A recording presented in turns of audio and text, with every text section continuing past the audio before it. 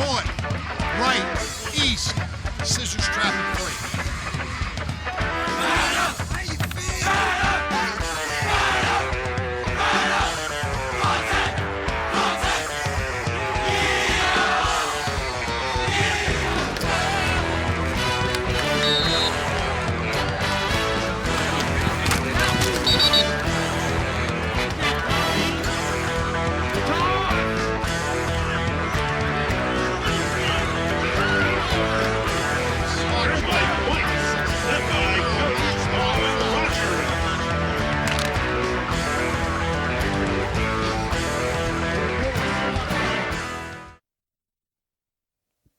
From inside the Bill Fralick Athletic Center at UHAS McGinley Stadium at Penn Hills High School, this is the Coach's Corner. Along with the head coach of the Penn Hills Indians, Neil Gordon, I'm Bill Navari. Neil, you played the defending champs last week, 0 for 9 on third down, 6 turnovers, 10 penalties. You pulled the game out. Who would have thunk it? What do you do for an encore? That's certainly the recipe for a win, isn't it? Yeah, I think McKeesport out-mistaked us. We did some terrible things, but I think in the third and the fourth quarter, our defense really played very well, played assignment football, played physical football. Our goal was to not give McKeesport the big play, that 50 or 60-yarder, which they're more than capable of doing and do all the time. But they kept them to a 3-yard gain, a 2-yard gain, a 4-yard gain, a 3-yard gain, that kind of stuff. And eventually McKeesport shot themselves in the foot with their fumbles and their mistakes, illegal procedure, and so forth. So the beginning of the second half was terrible. The beginning of the game was terrible, but there was a lot of good things that went on in between. So that was a big win for us, obviously. Down 14-0 with 4.5 minutes to go in quarter number one. Kids didn't quit from that point on. It was 21-6. Yeah, 14-0 in the beginning, which was a disaster to what our plans were. We wanted them to come out of the gate slow, and they come out very fast. But we mentally hung tough and overcame that. And then in the beginning of the second half, with us 15-14 at the half, I believe, receiving the second half kickoff and moving the ball fairly well on offense, we fumbled the opening kickoff and give them the ball, and they move it down and score. So we had to overcome another mental disaster there. So, I think that, like I said before, and as you mentioned in the beginning of the show, we made a lot of mistakes, but there were also a lot of good things tucked in there too. The defense played very well. Perhaps maybe the conditions last Friday night. McKeesport, a speed team that plays on the artificial surface. Here you have the grass, the rain, a slippery ball, slippery field. This week, the home field advantage won't be there because of the 3 or 4 teams that play on grass in Quad A left. It's you and Kiski, and it'll be both you guys here Friday night. Yeah, and possibly a mud bath too. And we've had a lot of rain. We took the 9th grade game and put them on a practice field, and we haven't been on the field all week. So hopefully that this rain will stop and we'll be able to get semi-dry conditions. I think that Kiski's much bigger than we are, and I think probably as far as ponding it down, your throat type of football, I think they're more capable of that than we are. If we do have an advantage, it's our speed to get to the perimeter, and that may very well be negated by the weather tomorrow. So I'm not a real big fan of what we're about to face field condition-wise tomorrow. Following the win against McKeesport, the team obviously on cloud 9, flying high this week. What's it going to take for these kids to come back to earth, to not have this Kiski team come up and bite them in the rear this week? Well, they better come back to earth. We've said all along. We've said it for the last 4 or 5 weeks. This is all in preparation for the Kiski game. A nice win against McKeesport, a bad loss against North Hills, the scrimmage against St. Clair and Altoona, the scrimmage against Mount Lebanon, the opener against Bethel Park, all in preparation for tomorrow night.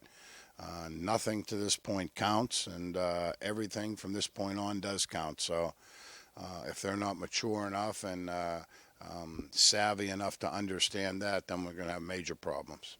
We've talked the last 3 weeks about the preseasons, we'll call it the non-conference games, as being entirely on an evaluation standpoint. Looking back, stepping back from the team and looking overall from an evaluation standpoint, what have you taken from the first 3 weeks of the season for the Indians? I think there's a certain degree of mental toughness there. I think these kids want to win. Of course, who doesn't? But I think that they know what it takes to win. They've at times have played very physical, and at times they have played very mistake-free football.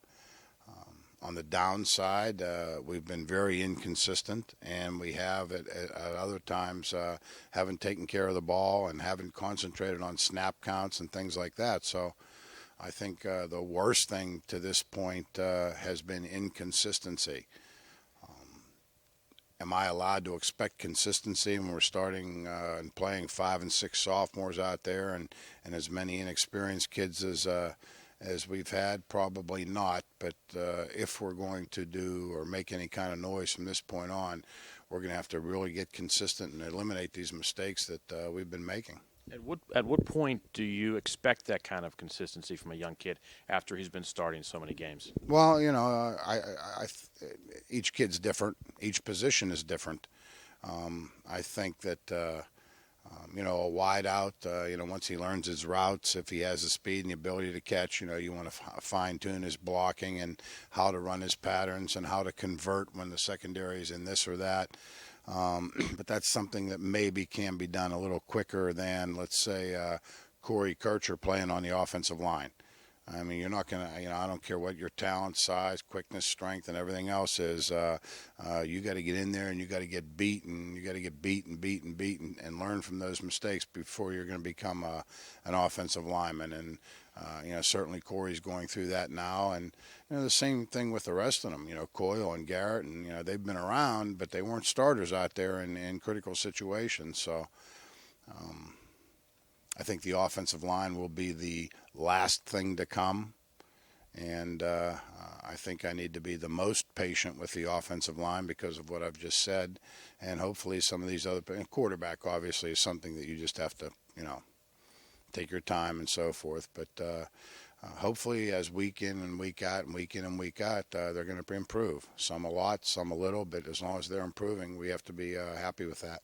Through 3 weeks, admittedly, the offense has been erratic. You scored well at Bethel Park. You had a shutout at North Hills last week, 21 points. The defense over the 3 games has played very, very well, and you're going to need that again Friday night against a Kiski team that likes to throw the ball. Oh, yeah, and throw the ball well, they do.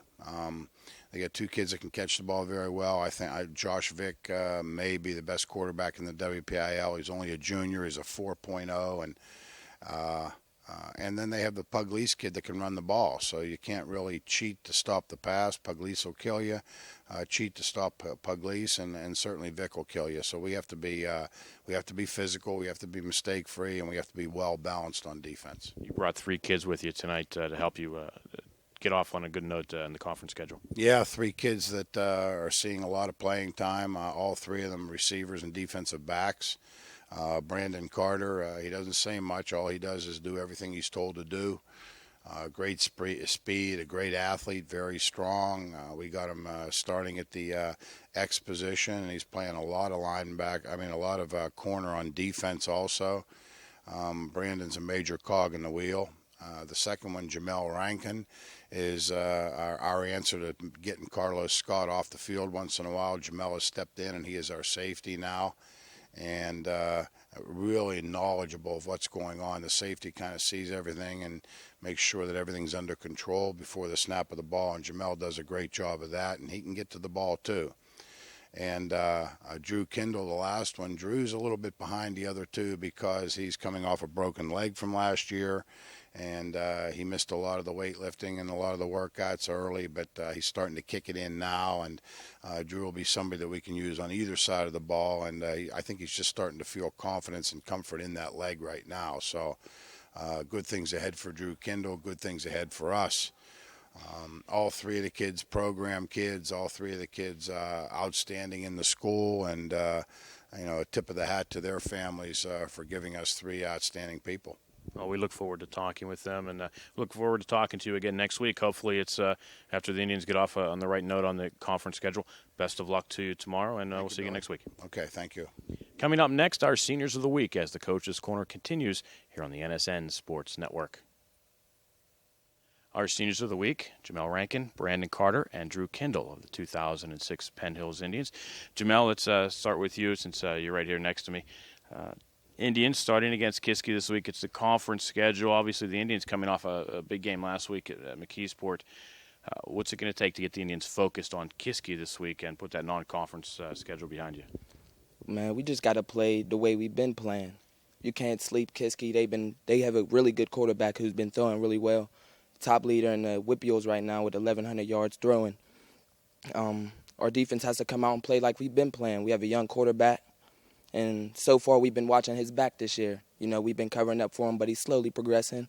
I'm pretty happy with the way he's playing right now. He's getting much better. Last week, defensively, the Indians had to really play a disciplined style of defense against McKeesport. Kiski is a different kind of offense. They like to throw the football. Is it going to be a similar kind of situation where the secondary has to play a very disciplined style of football on a man-to-man kind of coverage? Most definitely. We definitely have to switch up the game because last week all they did was run. This week they're going to pass a lot more. So I think our defensive backs are ready to take on the challenge, and I'm a defensive back. I like to cover. You know, I'm a small guy. I'm not a big hitter, but I could tackle. But my thing is covering. I am a defensive back. That's what I do. Okay. Well, good luck. Hopefully you get some good sticks in Friday night against the Cavaliers. Brandon, a young quarterback, it's been a lot of the story this year. The Indians have other quarterbacks are sophomores. You as a receiver expect to obviously get the ball to you. But as a senior, you have a quarterback who's a sophomore. What have you been doing to help develop the quarterback to help him get you the ball? Yeah, I was saying, like in practice, we just tell him we'll help him with the signals and defense and how far they're playing back, so it'll be more easier to him when he looks at the linebackers and corners and like just give us the ball. Like when that play against McKeesport at the goal line when he threw that too, I was telling him he's playing 6 yards apart on the outside, so I was like, you might as well just do the audible and it'll be an easier touchdown. The Indians have traditionally, since forever, been a running football team. Sometimes do you feel lost as a wide receiver on this team, or do you think the coach is actually starting to get the receivers more into the offensive playbook?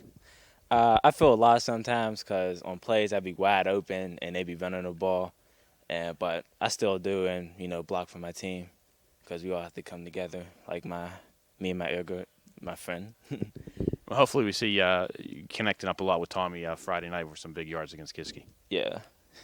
Drew Kindle, the big thing with you is last year, big injury, broke your leg. How's the leg coming along, and how's it going working yourself back into the rotation? It's coming along good. I went through physical therapy all last year trying to come back up. The big problem was I broke my patella, which was like jumper's knee, and after that I probably missed like most of the lifting season. But it's coming on pretty good. Coach has said some fine words about you as far as the dedication and getting yourself back into playing shape. I mean, how hard of a road has it been to get yourself back into where you can get back on the field? It's been a hard road. It's been a real hard road. I mean, I came in here thinking I was going to be probably one of the starters, come down to talk to Coach Gorin, and, you know, after that, you know, thing changes. But I'm going to work my hardest.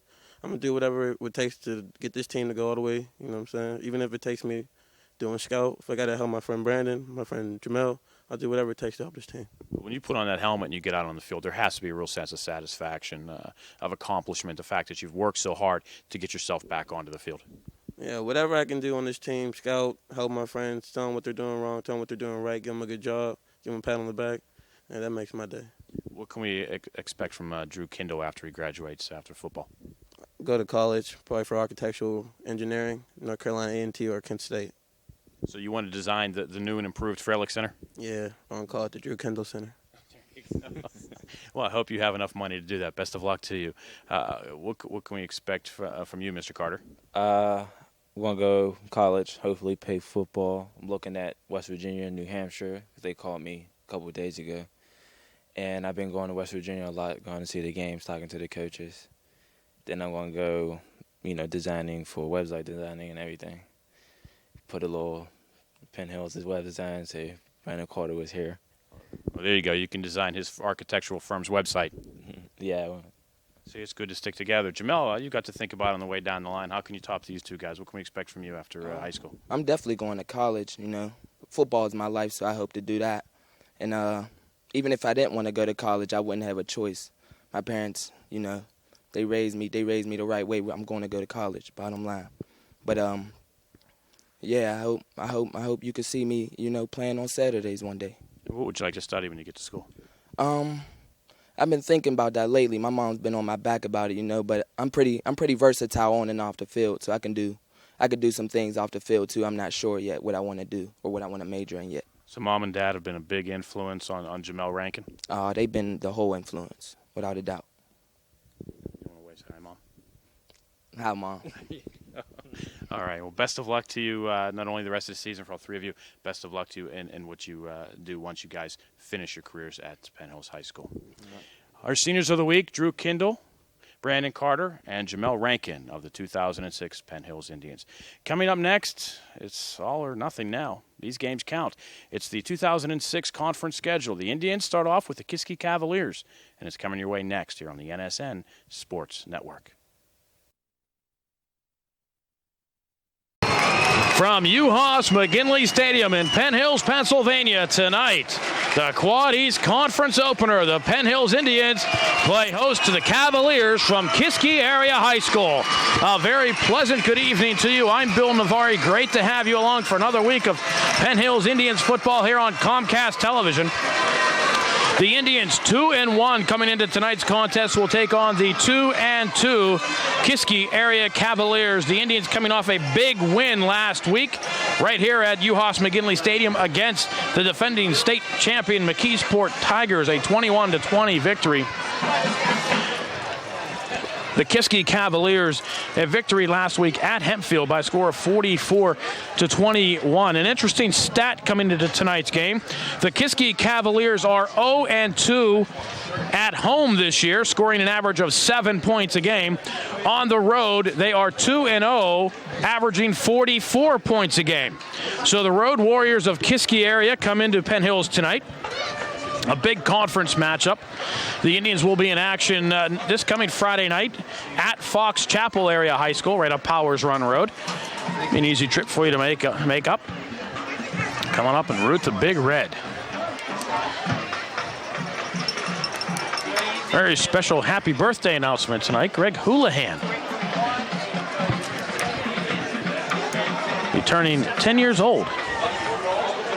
I know that because I coached him in baseball this last summer. Gregory Houlihan, a member of the Farm League champion athletics. Way to go, Greg. Happy birthday to you.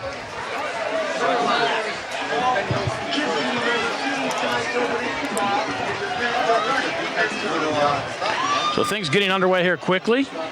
Eric Mastriano sets it up at the 40-yard line. Kiski area will receive the opening kickoff.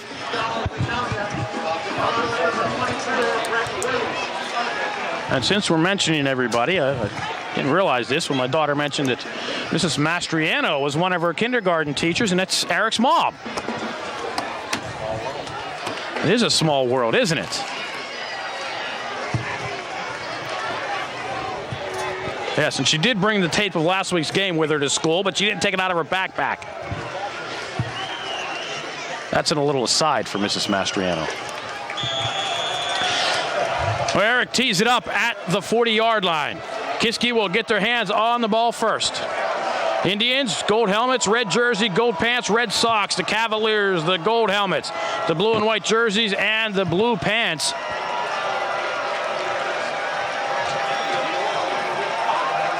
And we are underway. Short kickoff. Mastriano slipped as he planted. And Kiski area on the short kickoff. Long return inside the 10. Touchdown, Kiski area. Just like that, Jeff Jackson. A 65-yard kickoff return for a touchdown. And the Cavaliers are up 6-0.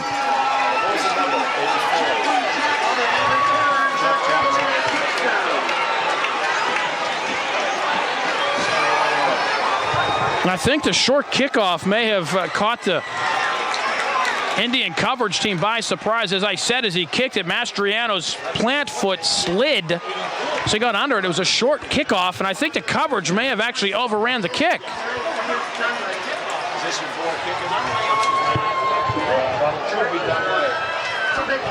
Jackson picked it up at the 35, got through the first wall, and then it was a foot race. The kick is blocked. 11:49 to go here, first quarter. It's Kiski area 6, Penn Hills nothing on the NSN Sports Network.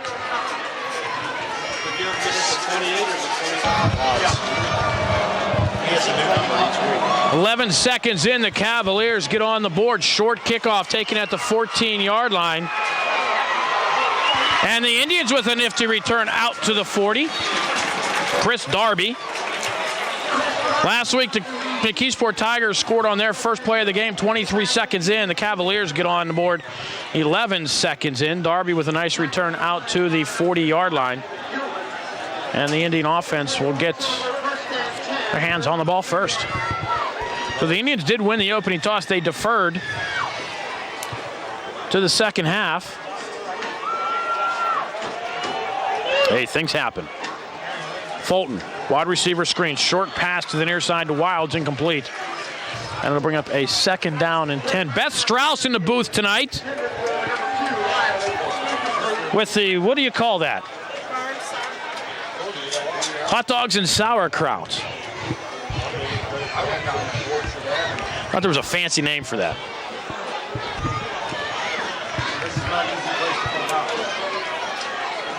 Fulton again under center, I formation behind him. Aaron Williams.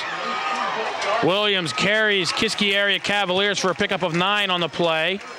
And it'll be 3rd down and short. Clock running under 11.5 minutes to go here. Opening period. Cavaliers already up 6-0. Officially a 71-yard kickoff return by Kiski's Jeff Jackson.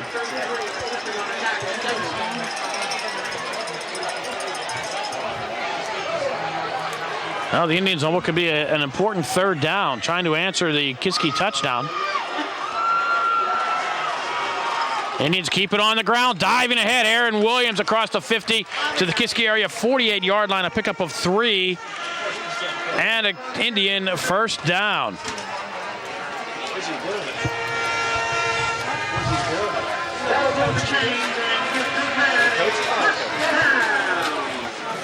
So thus far, the Indians responding nicely. Following the incomplete pass on 1st down, Aaron Williams 2 runs for 12 yards. Again, I formation behind Fulton. End around. Comes the Indians. Carlos Scott looking for a block, trying to get the sideline. Pulled down from behind, then tackled out of bounds. Nothing called. He'll go out at the 37-yard line. A pickup of 11 on the play. And that'll be another Penn Hills Indian 1st down. Kiski doing a nice job of spreading it out, of spreading the Indian offense. But give the credit to Carlos Scott, who was able to find a bit of a seam and dart ahead with some speed for the 11-yard pickup. Clock running, 10:20 to go here, first period. Kiski 6, Penn Hills nothing.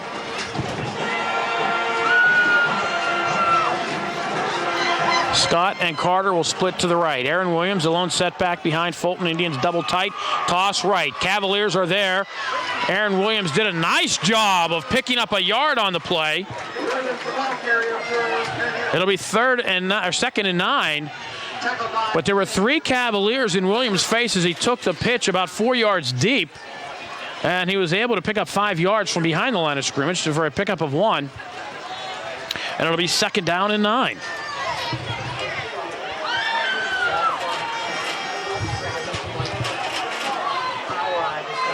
Power I. Darby from deep in the eye carries Cavaliers ahead for a short gain. Indians will look at a 3rd and long. The ball out to the 33-yard line, a pickup of 2. And we'll call it 3rd and 7. And the Indians go without a huddle.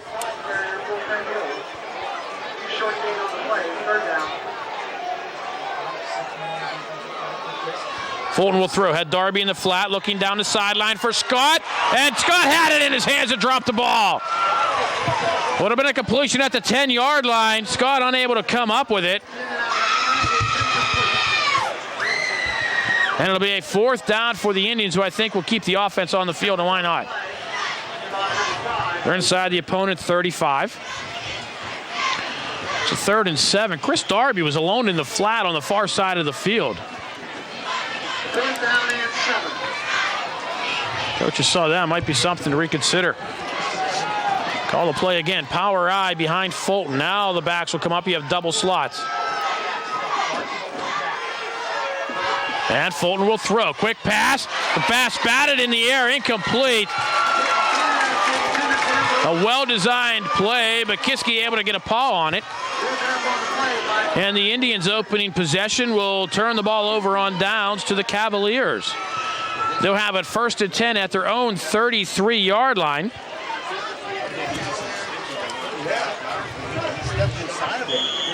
And up 6-0 the Cavalier offense.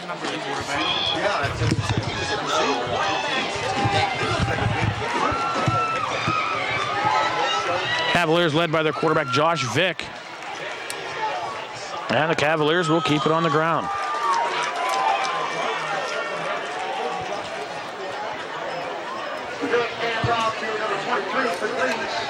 Zach Pugliese with the carry.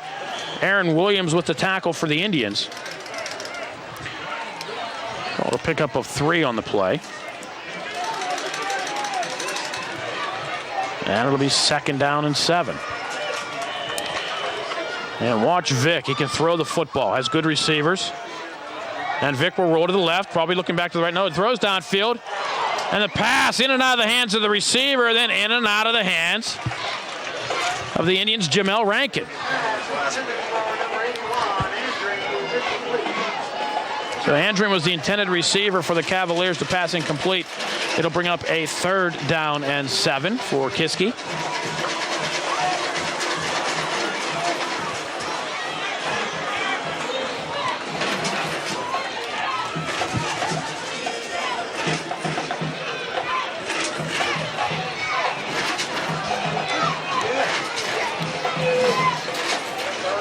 Clock stopped, 8:22 to go. And the Cavaliers will call timeout. 8:21 to go, first period, Kiski 6, Penn Hills nothing on the NSN Sports Network. Following the timeout, the Cavaliers come out looking at a 3rd and 7. Vick from the shotgun. Pugliese to his right. Vick will throw. Looking near side, man open underneath. The pass complete for a 1st down. Ran out of bounds at the 50-yard line. Coming up to make the tackle for the Indians is Dan Mason. But not until O'Quinn has the reception and the 1st down.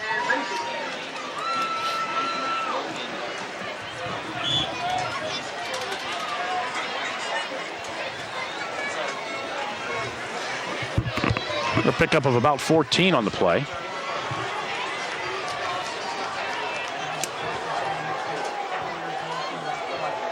Kiski likes those crossing receivers.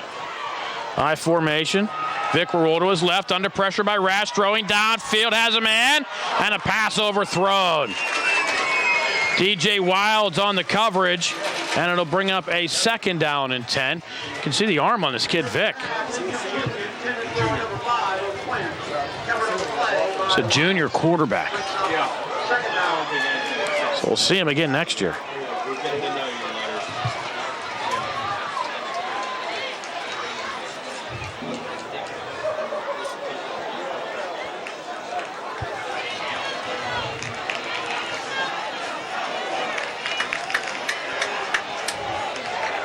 Twins to the near side. Vick with a sidecar to his right. From the shotgun. Indians coming with the pressure. Vick launching one downfield. Freeman makes the interception at the 20-yard line. Andre Freeman just waited for it, caught it at the 20, and the Indians will take possession. That is why Andre Freeman is the 12th ranked quarterback in the state, according to the scouts. My opinion, he should be higher. So the Indians get it back at their own 20-yard line.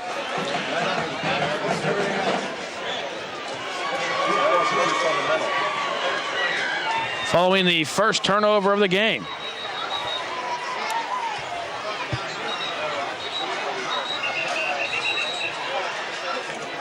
And the Indians will call timeout. 7:41 to go, first quarter. Cavaliers up by 6 on the NSN Sports Network.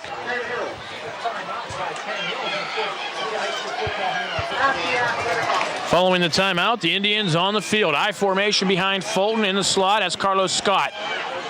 Williams. Tough 5 yards out to the 25, but he does pick up the 5.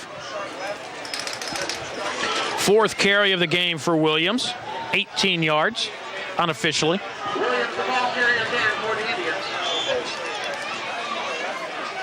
Tackled by Murdoch. Eric Taylor into the contest for the Indians. That'll be the end of the right. Brandon Carter split to the near side. Carlos Scott, top of your screen. I formation behind quarterback Fulton, who will throw. Play action. Does a nice job of selling to play action. Carlos Scott unable to hold on to it at the 30-yard line.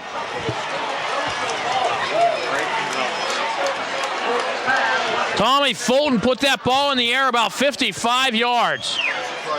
And Carlos Scott unable to hold on. And it'll bring up a 3rd and 5.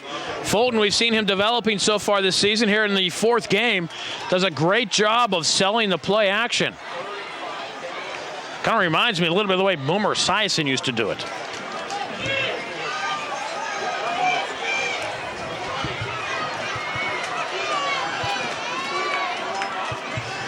Straight drop, under pressure, throws underneath, and the pass intercepted. That's going to be a Kiski touchdown.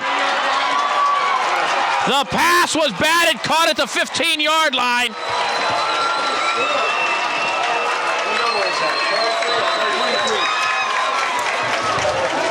Zach Pugliese.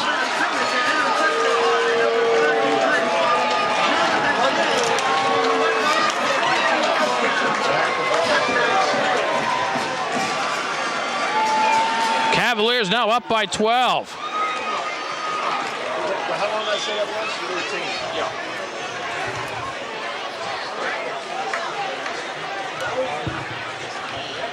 Fulton tried to set up the screen. The pass was batted. Pugliese caught it right at the 15-yard line.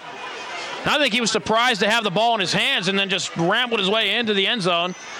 And the Cavaliers now up by 12.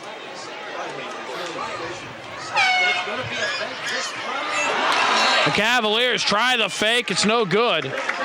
Now with 6:49 to go here in the first quarter, it's Kiski area 12, Penn Hills nothing on the NSN Sports Network. By the Cavaliers, the Indians will watch it roll out of bounds.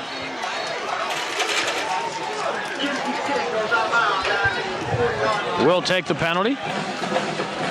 So the Indians will get a nice spot on the football. They should bring it out to the 35-yard line.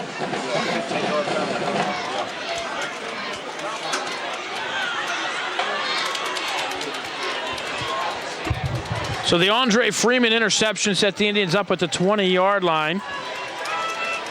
Williams picked up 5. Fulton and Carlos Scott unable to connect on about a 55-yard pass. And on the following play, trying to set up the screen, John Tague with the 15-yard interception return for a touchdown. The Cavaliers with a kickoff return and an interception return, and the Indians trail by 12. Brandon Carter, far side. Pickup of 9. A couple of late flags come in. Let's check the call.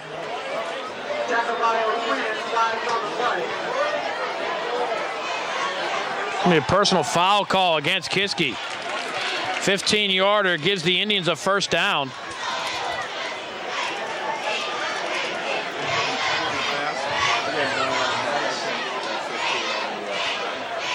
Third first down of the game for the Indians.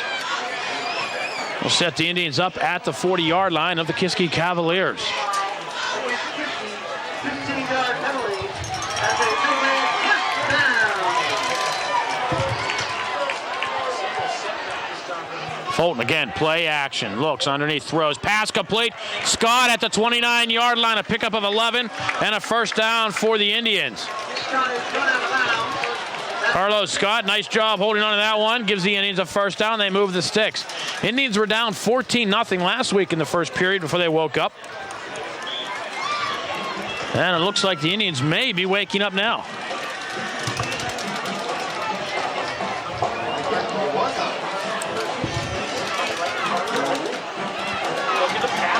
Again, near side, in and out of the hands of Brandon Carter.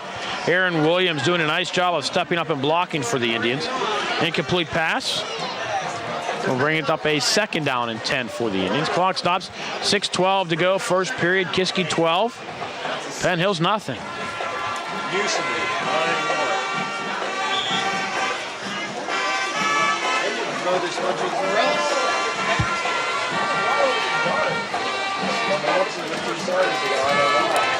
High formation behind Fulton. Carter near side, Scott at the top of your screen. Indians double tight. Williams on the delay. Williams inside the 20, 15, dives up close to the 10-yard line. They're going to say he stepped out of bounds at about the 14. Going to give him the 13-yard line. A pickup of 16 on the play. And a first down for the Indians. That is a two-man touchdown.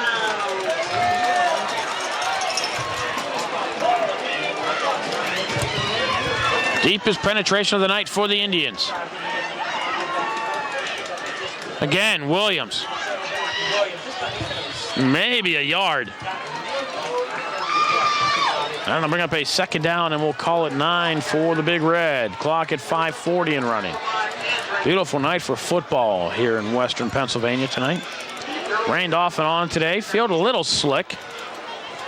Getting some dew on the grass tonight.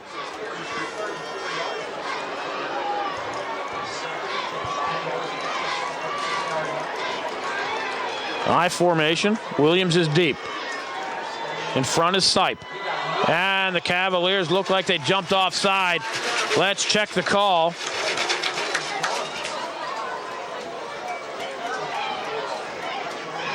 And it's going to be an offsides call against the Cavaliers. So instead of a 2nd and 9, it'll be a 2nd and 4. Change things around a little bit for the Indian offense now. I was going to say, every time they was building, they'd all huddle. It was offside. What else could it be?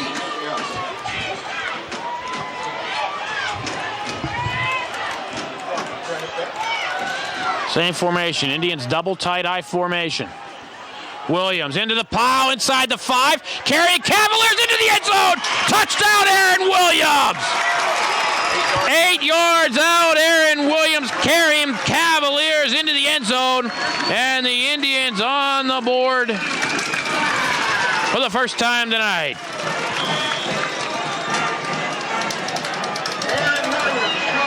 Aaron Williams carried about 4 Cavaliers with him. And the Indians cut the Kiski lead in half. And now 12-6 pending the extra point.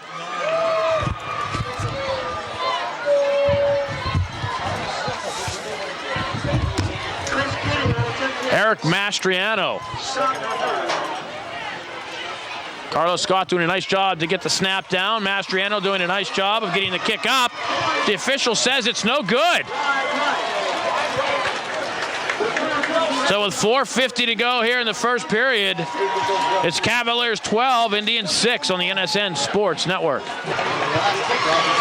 Mastriano gets the ball set up on the tee. See if it stays there. Yes, it does. Mastriano's kick, high and short again at the 26-yard line. And the Cavaliers will not return this one for a touchdown. They'll get it out to the 38-yard line.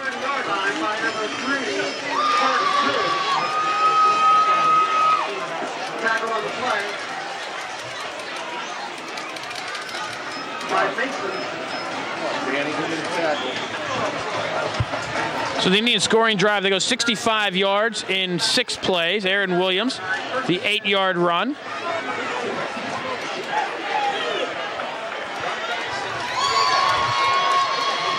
And the Indians trail by 6. Keeping it on the ground, Pugliese going right to the far side. Carlos Scott with the submarine. There's a flag back at the 43-yard line. Right now it stands as an 11-yard run and a first down. Let's check the call. And it looks like it's going to be against the Indians, or excuse me, against the Cavaliers.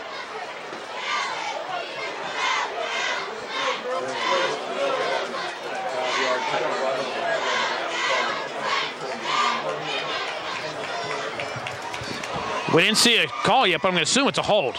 Yeah, there it is. So it amounts to be a 6-yard penalty. When it's all said and done. The 5-yard run counts, then the 10-yard penalty. Vick under pressure, gets away, but finally brought down. I'm going to say he was down by contact. Hey, you love that call, don't you? Vick did a nice job to scramble ahead for a pickup of about 6. He's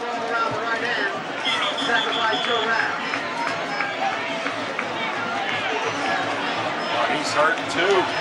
And Vick is hurting. Oh my goodness. Vick scrambled ahead for a pickup of about 6 yards. The Indians were bringing him down by the jersey, and I don't know if he came down hard. Somebody landed on him. But Vick is hurt. We'll take a break. 3:55 to go, first period. Indians down by 6 on the NSN Sports Network. So Vick comes off the field. I think he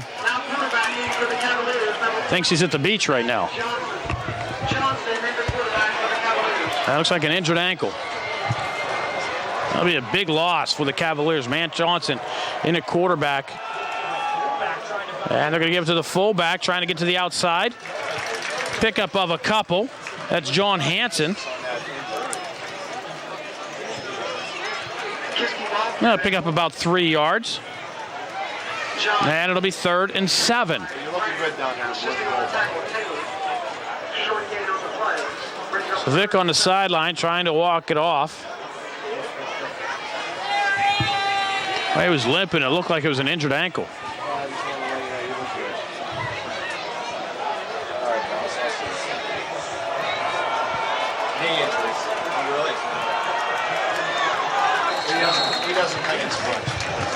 Hansen will get up close to the first down. Looks like he picks it up. They'll give the Cavaliers a first down. Find out it's a knee injury to Vick. They're working on him down on the sideline. He's up on the bench.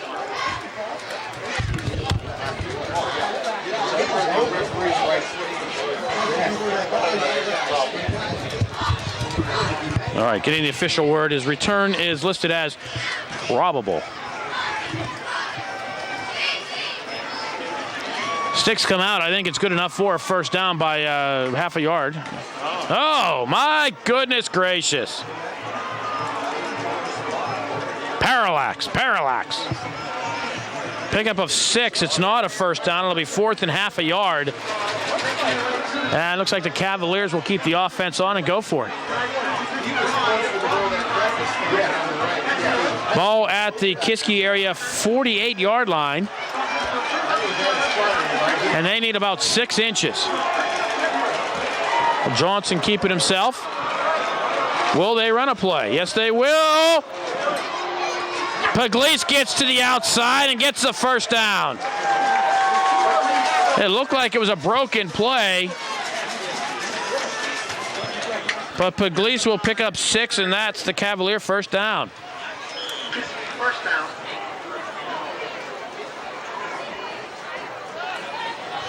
Clock running, 2:20 to go here, first period. Kiski 12, Penn Hill 6. Cavaliers scoring on a kickoff, the opening kickoff. 71-yard kickoff return, and then they returned an interception 15 yards for a touchdown. The Indians, Aaron Williams, an 8-yard run. After the Cavaliers were up 12-0. Pugliese again, and the Indians are there this time. Short pickup, about 2.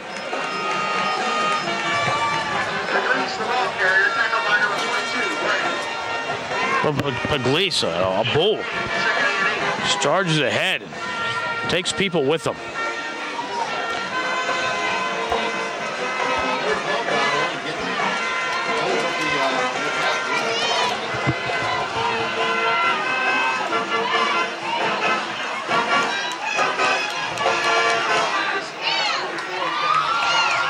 Hansen wrapped up by the foot. Coming up to make the tackle, the Indians' Ian Goldston. Mason, the ball carrier for the Cavaliers. Maybe a yard pickup, Tackle by Wolf, and it'll be 3rd and 7. and assisting is Mason. Gain of 3, 3rd. Clock approaching a minute to go here, quarter number 1. And what has been an action-packed first period.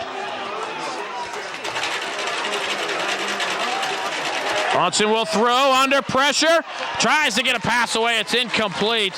Aaron Williams and Dan Mason with the pressure to pass. Safety valve intended for John Hansen falls short, and it'll bring up a 4th down for the Cavaliers. Clock stops with 46 seconds to go. Carlos Scott back at his own 10-yard line. The Indians look like they're going to have 10 men up front. Chris Dunlay, the punter for the Cavaliers. Indians have 8 men on the line. Now we'll drop 2. Try to set up a return.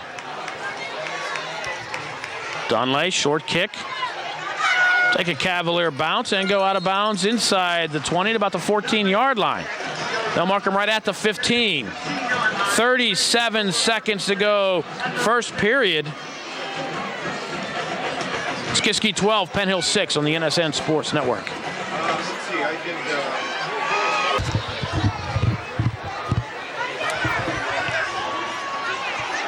Aaron Williams runs into his own man in the backfield, spins ahead,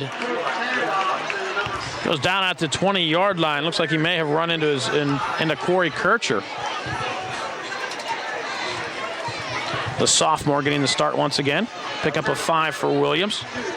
And you run into Corey Kircher, you know it. Kircher, 6'2", 270. Indians having some size on the line. Clock winding down here. That'll do it for the first period after 1 period of play. Kiski area 12, Penn Hill 6 on the NSN Sports Network.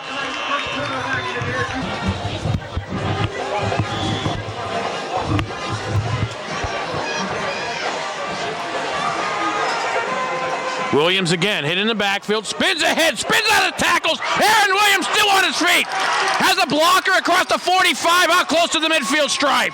Aaron Williams will go down at the 49-yard line, a 29-yard gain on a nifty run for Williams. And the Indians with a 1st down close to midfield. In fact, they're going to mark him at the 50. So it'll be a 30-yard run. And it's a 1st down for the Indians.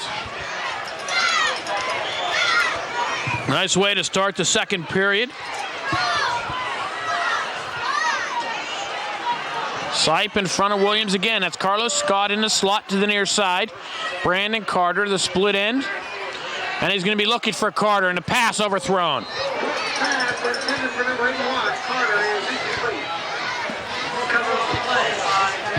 Bring up a 2nd down and 10, 11:32 to go here in the first half. And last week, the Indians dropped quickly, 14-0 to the Tigers, and then they awoke. From there on out, it was 21-6. The Indians trailed in this one early, 12-0. Kickoff return and an interception return.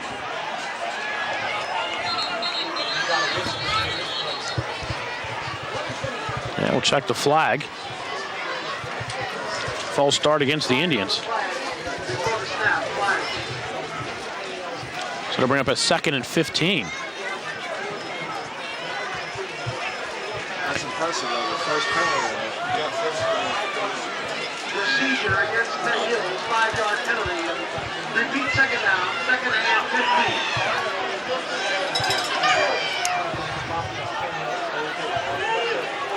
15. Darby, the lone setback behind Fulton. They'll toss Darby near side, looking for a block. Darby gets to the outside, will get thrown out of bounds at the 50-yard line. We'll get the penalty yardage back. And the Indians will be looking at a 3rd and 10. Looks like they're bringing the card over for Vic. I think the probable has gone to doubtful to definitely not coming. Well, they brought Dr. Rogal over from the Penn Hill side, so this looks serious. And it's a shame. I don't think we're going to see Vic back in. They're looking at his left knee.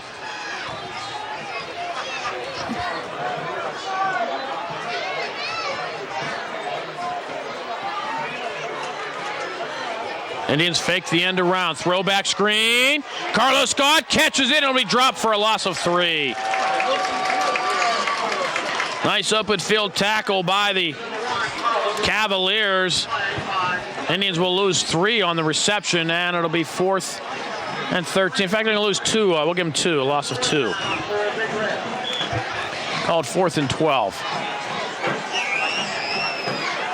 They're at the 48-yard line, and you know, it's amazing. You look at the stick on the far side, and it's right at the 48-yard line, and the ball is closer to the 47 where they mark it on the near side. It's a game of inches. It is. Coyle back to kick. Twins deep for the Cavaliers. And the Indians fake it. Carlos Scott coming near side. Has a man to beat, and he slips at the 45, and he'll be short of the first down at the 43-yard line.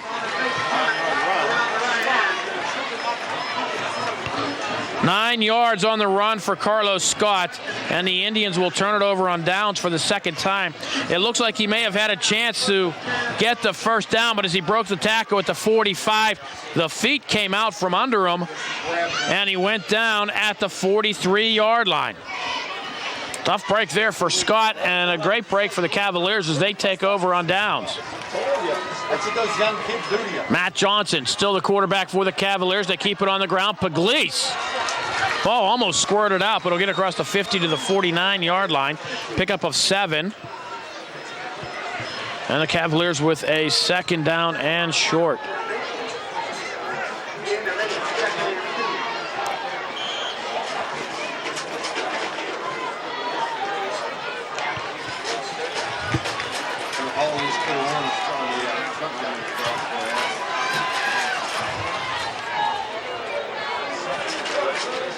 Ball squirts loose. It looks like the Indians have it. Hansen was with the carry. The Indians do have it at the 48-yard line. Coming up with the reception, or excuse me, with the recovery is Eric Broward. The ball squirted out, came up, hit Broward, came back and hit a Cavalier and bounced right back to Broward, who fell on it at the 48-yard line. So the Indians get a break. Will take over at their own 48-yard line with 9:44 to go here in the half. Broward on the recovery for the Indians. Recovered by Broward. First and 10. And the Indian offense back on the field. And he's hit as soon as he gets the football at the 45-yard line. I think they're going to give him the 46. It's going to be a loss of 2 on the play. And it'll be second down and 12. Oh, my.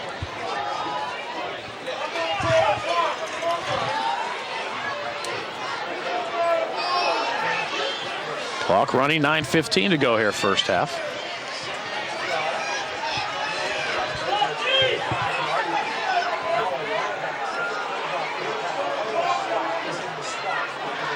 Twins left for the Indians.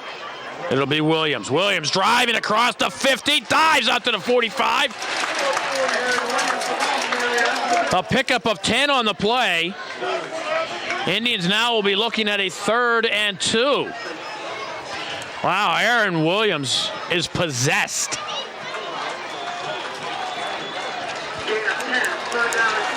Unfortunately for Kiski, they're taking Josh Vick off in the card. You hear the Kiski fans giving him a well-deserved round of applause.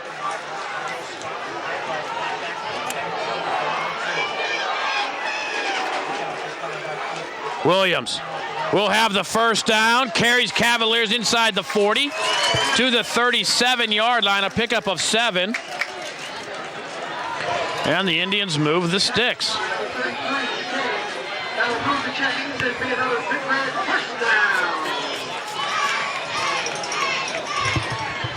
Strive starting at their own 48-yard line following the fumble of Kiski.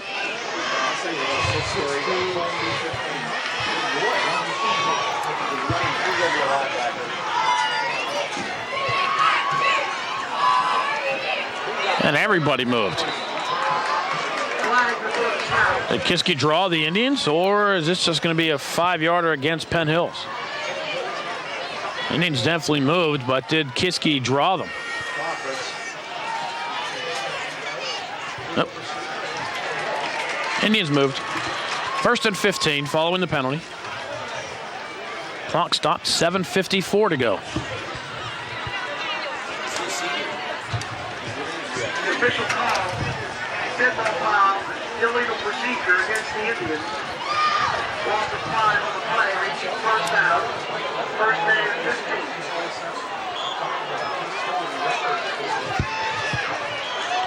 I formation behind Fulton, Williams, and Sipe. And it'll be Williams. Why not? He's the hot hand right now. And Williams to the 40-yard line, a pickup of 2. Indians with a 2nd and 13 now. Tackled by Gilbert and Cage.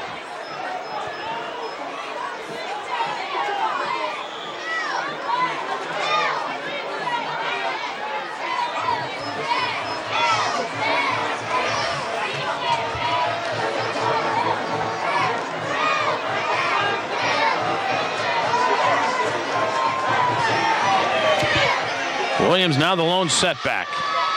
Carlos Scott now split to the near side. It'll be Williams. When Williams slips in the backfield, he'll lose a yard on the play. And the Indians will be looking at a 3rd and about 13, maybe 14 yards.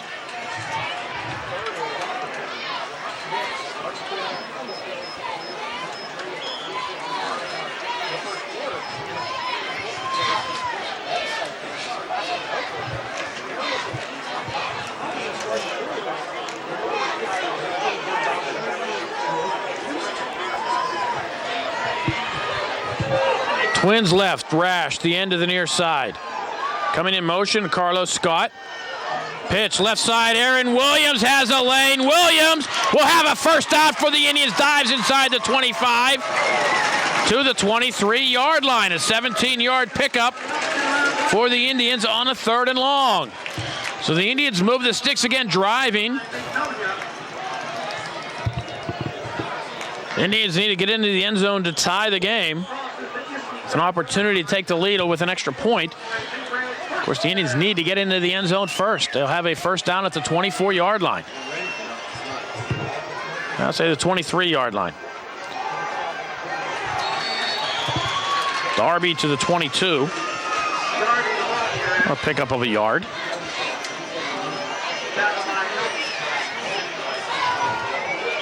Short gain on the play, 2nd down.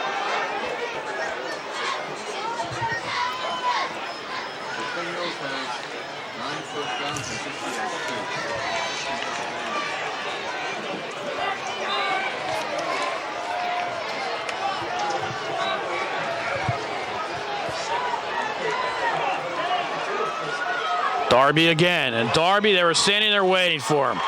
4 Cavaliers standing there waiting for Chris Darby, who will lose 2 on the play, and the Indians looking at a 3rd and 11. And those boosters going around tonight, selling the 50-50 tickets. 50-50 drawings here at UHAS McGinley Stadium are brought to you by Cricket of Penn Hills. Located at 6519 Salzburg Road, stop in for a free month of service and up to $50 on selected phones.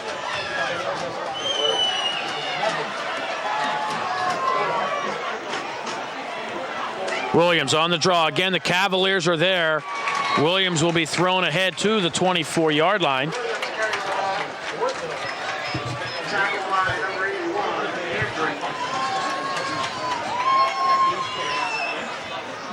A pickup of 1 on the play. Call it 4th and 11.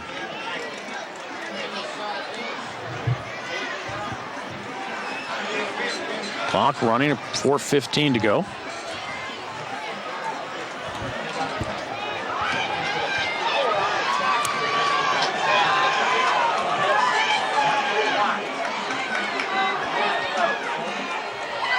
Fulton with a straight drop. Looks, throws underneath the pass, complete. First down, touchdown, Aaron Williams!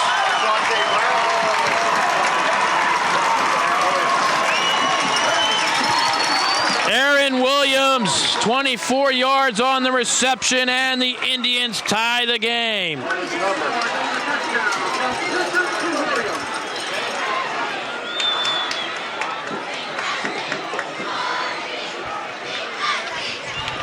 Touchdown coming with 3:58 to go here in the first half.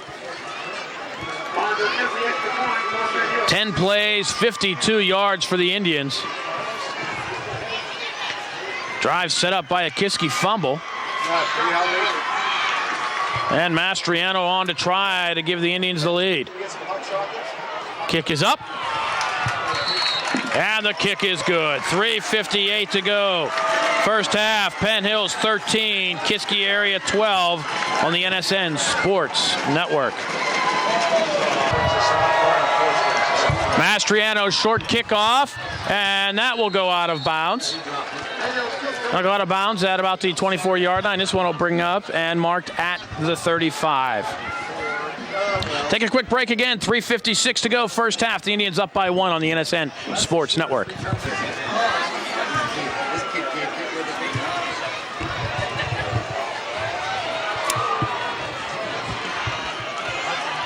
Cavaliers keep it on the ground. Different team without Vic in at quarterback. A pickup of 3 on the play for Pugliese. That'll bring up a 2nd down and 7. Again, the Cavaliers star quarterback Josh Vick injuring his knee late in quarter number 1 on a tackle. And he's been carted off. I certainly hope that was simply precautionary. Nothing serious, but the way it looked didn't look good. Tough tackle for Pugliese, who's bent over backwards.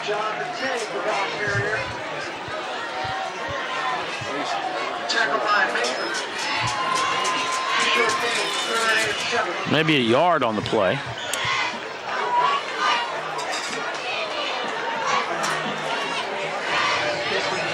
It was John Tague who had the interception return for a touchdown. And the Cavaliers with a 3rd and 6, 2:45 to go.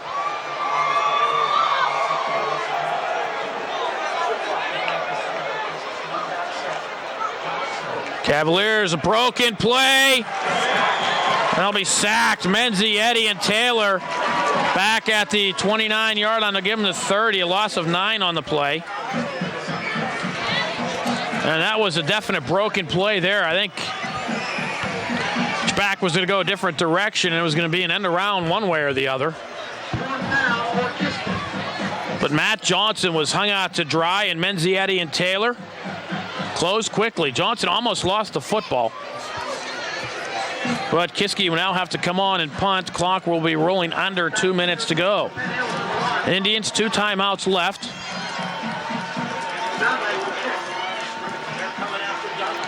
And Dunley gets the kick away. The ball, it'll be a short kick. Will go out of bounds in Cavalier territory. They'll mark it at the 45-yard line. So the Indians will have a short field, 1:49 to go here in the half. Again, 2 timeouts for the Indians. And they do get the ball to start the second half. So a score here by Penn Hills would be huge. Huge.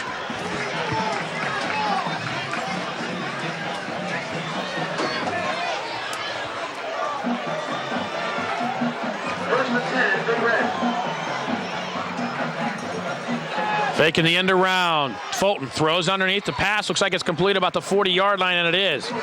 Sipe with the reception, a pickup of 5 on the play. And Ryan Sipe able to hold on to it. Short gain. Clock rolls under a buck and a half to go. Nice crowd on hand tonight. Bus patrol, safety patrol night here at the ball yard. No bobbleheads given away, though. That'll be next week. Fulton, straight drop, looks, throws. Carter, unable to come up with it. Nice coverage on the play by the Cavaliers. Intended for Carter. Coverage on the play by O'Brien.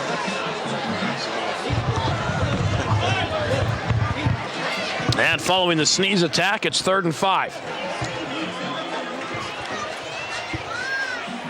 Clock will stop with 1:11 to go. Again, the Indians have 2 timeouts left. Plenty of time on the scoreboard.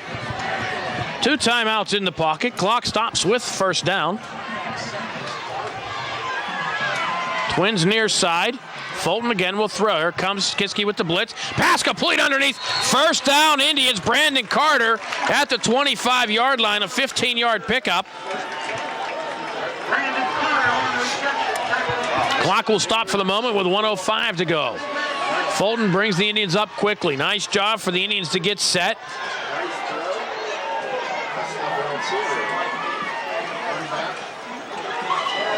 And they don't fool the Cavaliers there. Darby brought down in the backfield, loss of 3. And now the Indians will use one of their timeouts left. 53 seconds to go here in the half. The Indians up by 1, looking for more on the NSN Sports Network. In a timeout, Fulton brings the troops onto the field, has them set. Darby lone setback. He sets up to block. Fulton, nice job to get away from the tackle. But Kiski closes in, and he'll be sacked back at the 34-yard line. Loss of 7. It'll be 3rd down and 20 for the Indians. Clock at 35 seconds. So you're looking at 2 plays here for the Indians. They do have a timeout left. If they get close, they'll probably use the timeout. Fulton launching one down the sideline. Carter catches it at the 10, 5, touchdown Penn Hills! Oh my! You'd have to see that one to believe it. It looked like the pass was going to be picked off. It went through the defender's hands right into Brandon Carter, who almost fell down. Able to stay on his feet and went into the end zone. The ball came out as a fumble, but into the end zone after he crossed the plane, so it didn't matter. It was a touchdown. And Brandon Carter has the Indians up by 7 with 20 seconds to go. Mastriano will try the point after.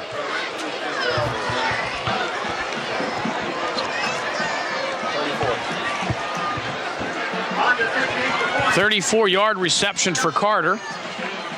Mastriano will try the point after. The kick is up, and the kick is good. 20 seconds to go, first half. The Indians up by 8, 20-12 over Kiski on the NSN Sports Network. Indians go 45 yards in 6 plays. Brandon Carter, the 34-yard reception. Mastriano adds the point after. The Indians up 20-12. 20 straight points for the Indians. Short kickoff taken at the 29-yard line. And the Cavaliers will not return this one for a touchdown. Big tackle on the play. Stephon Thompson will drop the Cavaliers at the 30-yard line with 14 seconds to go. Kiski has 2 timeouts left. He forgets maybe 2 plays.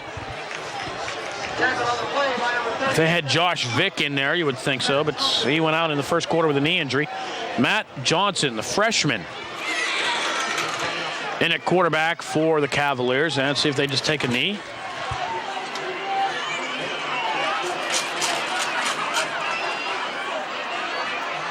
First man through is Pugliese. Get across the 35 to the 37. Pickup of 6 on the play, and that should wind down the first half. 2-1. That'll do it after 1 half of play. Penn Hills 20, Kiski 12 on the NSN Sports Network.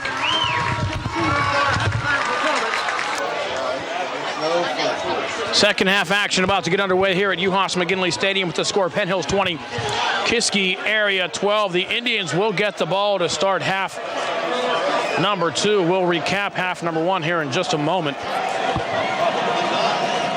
Kiski, squib kick. Picked up at the 17-yard line. Darby trying to find the wedge. Gets across the 30 to the 31-yard line. Kiski area took the opening kickoff 71 yards. They're up 6-0. Later in the first quarter, John Tague picked off a Tom Fulton pass, a tipped pass on a screenplay. Ran with 15 yards for a touchdown. Kiski up 12-0. Indians answered on the following possession. They go 65 yards. Aaron Williams, an 8-yard run. Kiski up 12-6. Later in the second quarter, Aaron Williams, a 24-yard touchdown reception on a third down play.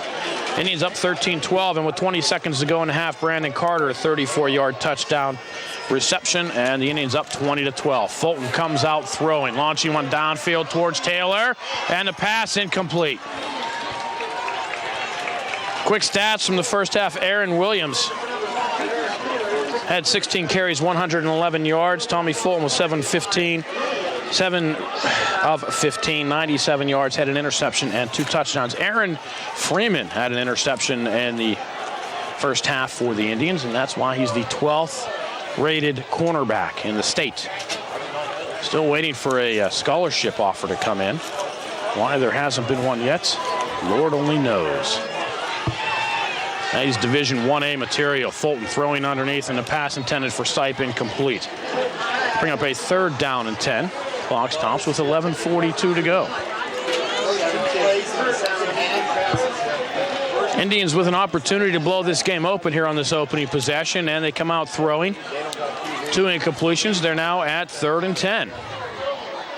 So the Indians, instead of trying to get things going here early, looks like they're in danger of going 3 and out quickly to Kiski.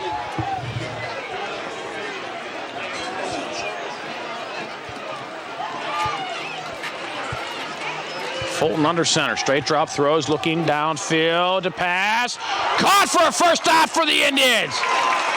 Brandon Carter out of bounds at the 36-yard line.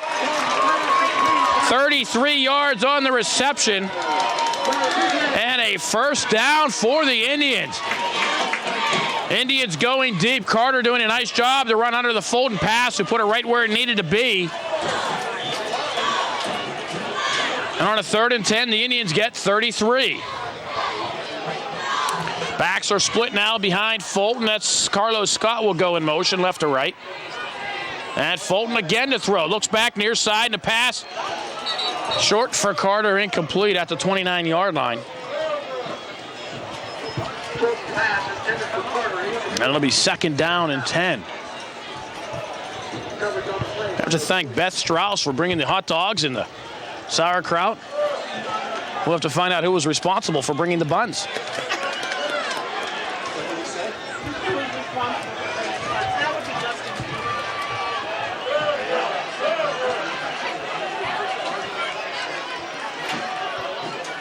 Wide receiver screen. Carter, right side. Mark him out with a short pickup of about maybe 4 or 5 yards. Give him a pickup of 4, call it 3rd down and 6.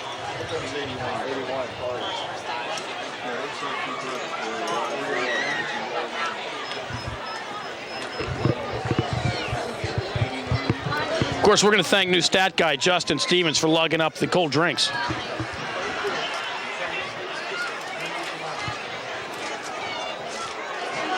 Aaron Williams will be deep in the eye behind Sipe on a 3rd and 6. 3rd and a short 6.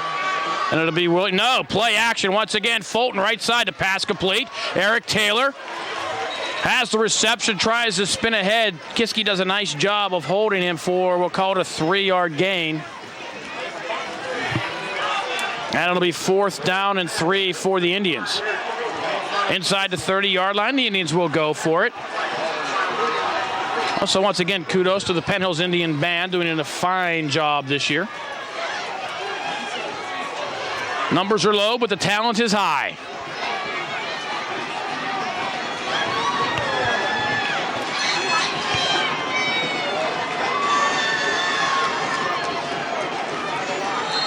And the Cavaliers jump off sides. Oh, my. That'll be a first down for the Indians. The easy way. On a 4th and 3, the Indians pick up a 5-yard offside penalty, and that's first down, Big Red. Move the ball to the 23-yard line.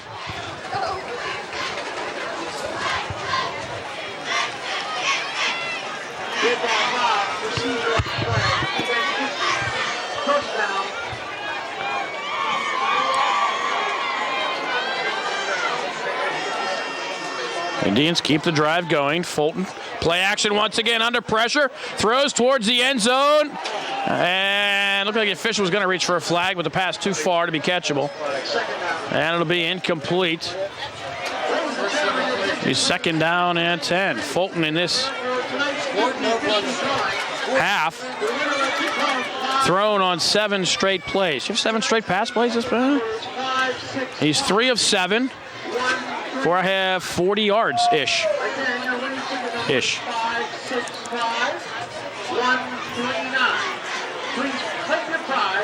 Keep going to the bottom. 139. 139. Justin Stevens got it here, right here beside us. I don't think that's it. What's the first 3 numbers? See if that's it. He promised he was going to split it with me if he won. Fulton sacked back at the 35-yard line, a loss of 12 on the play. Did promise you were going to split it. All right, that's right. See? Did you win? I don't have a 565. Oh, the wrong 139. Clock rolling under 9 minutes to go here in the quarter. The Indians looking at a 3rd and 22.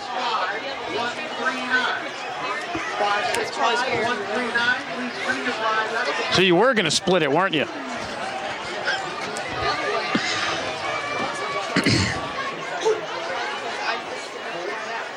Fulton rolls out and is sacked again. Oh, my. Going to mark him at the 40-yard line, a loss of 5. Indians had it 1st and 10 at the 23-yard line and have since lost 17 yards on 2 straight plays. Back-to-back sacks, and the Indians will bring on the punting unit.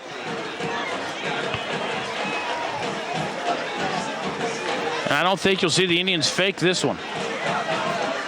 Not on a 4th and 27. Coyle will drop back to kick. Carlos Scott is the up back.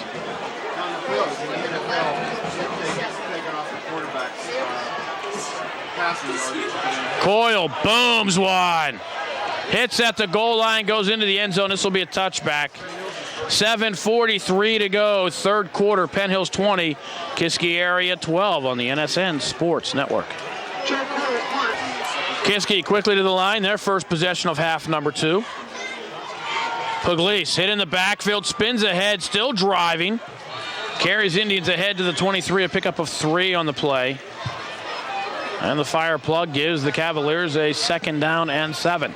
If you're joining us late, the Cavaliers blue chip quarterback Josh Vick injured in the 1st quarter. Believed to be a torn MCL. Spoke with Doc Rogal at halftime, a torn medial collateral ligament, which is better than tearing the ACL. He's down on the sideline on crutches with the left knee wrapped. And it's quite a shame. Congratulations to Mr. and Mrs. Dave and Crossman of Penn Hill. Tonight's winner of our 50-50 ticket. Dave and Deb Crossman. Congratulations. The clock stops. Official timeout. Oh, there they go. Official was working on Dan Mason of the Indians. Just checking the chin strap. Twins come to the near side. Slot receiver. Cavaliers will throw and the pass overthrown. They'll bring up a 3rd down and 7. Vick, the big junior quarterback with a rifle of an arm, replaced by Matt Johnson, the freshman.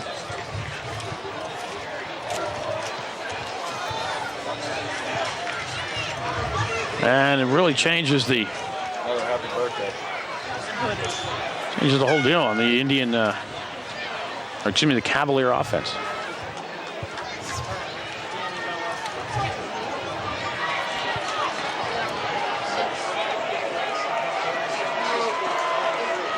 Johnson to throw, under pressure, has a man behind the defense, and the pass almost intercepted. Coming up to make the defensive play, Aaron Williams of the Indians. And it'll bring up a 4th down. Clock stops with 6:43 to go here in the 3rd. A scoreless 2nd half thus far. It was 12-6 Kiski after one. It was 12-0 early, Kiski. Indians scoring is 20 straight points. They're up 20-12.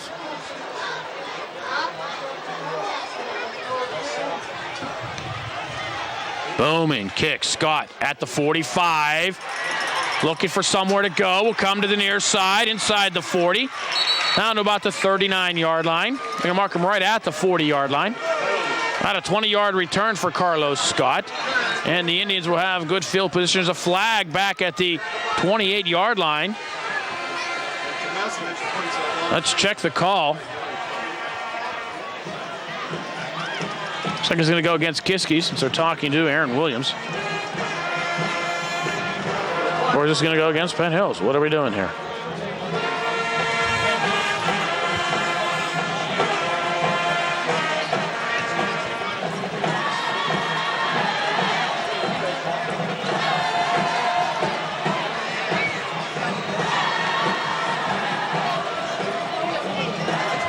Personal foul call against the Indians.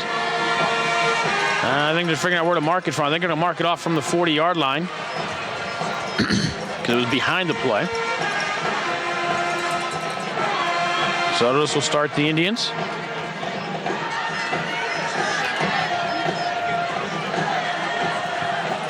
Instead of starting at the 40-yard line of Kiski, they'll start at their own 45-yard line. Now, had Carlos Scott advanced the ball beyond where the flag was thrown, they would have marked off the penalty from the spot of the foul. Since he didn't reach the flag, they marked it off from the line of scrimmage, which was the 40. For those of you keeping score at home, and I know there are those of you who are. No, it's not Joe Strauss tonight. He's here in attendance.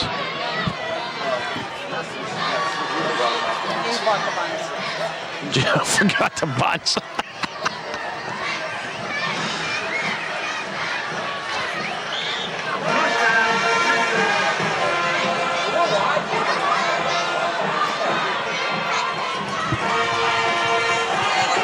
Darby gets away from one man. A flag will come in at the 40-yard line. Be a loss of 5 on the play. It'll be a loss of 15 on the penalty. I think that Kiski would probably take the penalty. Make it a 1st and 20. A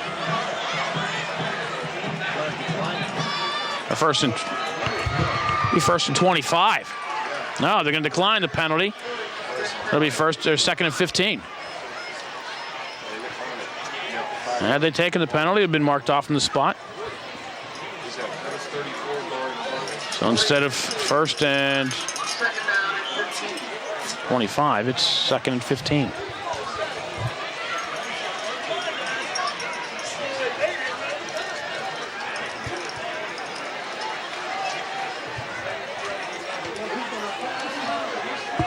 Nice crowd in attendance tonight here at UHAS McGinley Stadium. A lot of families bringing the kids out. It's great to see. A lot of the youngsters enjoying the game tonight. Sipe for a pickup of 1.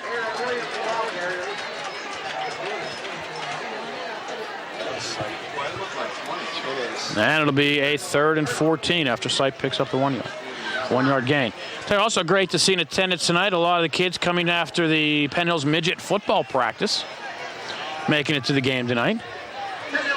Also, Mark DiNatale, who's the coach of the Penn Hills Midget Bantams. Off to a 4-2 start.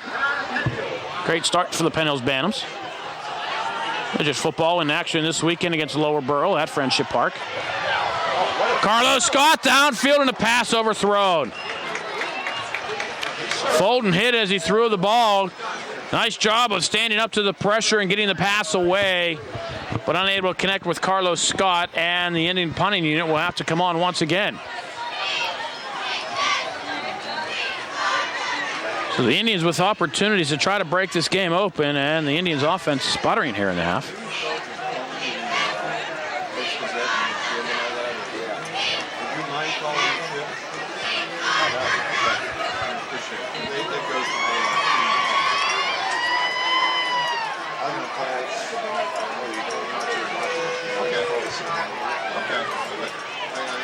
Coyle booms another one.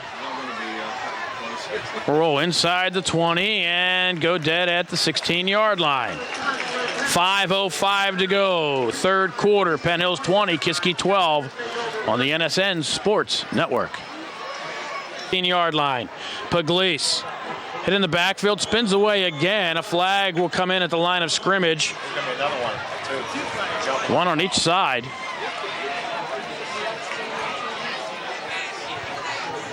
Officially, it's going to be no gain on the play. And it's going to go against the Kiski Cavaliers. It'll be a holding call. Thank you for the Indians. March them back to 10 yards. Put them inside their own 5. Which would mean inside their own 10. Oh, it's a procedure call. So as I would believe the play does not count, since procedure is ordinarily a dead ball foul.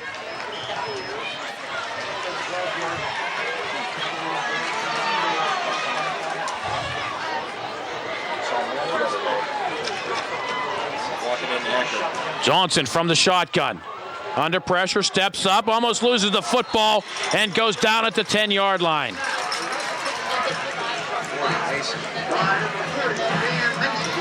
Dan Mason on the sack. And it'll bring up a 2nd down and 17 for the Cavaliers.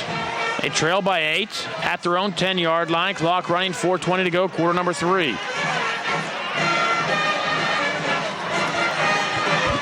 Yes, it is safety patrol night here at UHAS McGinley Stadium.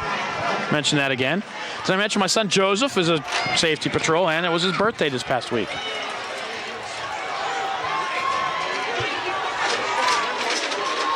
Johnson again from the shotgun in his own end zone. Sets up the screen, and the pass almost intercepted. Who was that? Was that John Garrett who almost came down with it? I think it was. And John Garrett might have had himself into the end zone there. Anytime you see him around, he's always smiling. Always refreshing to see.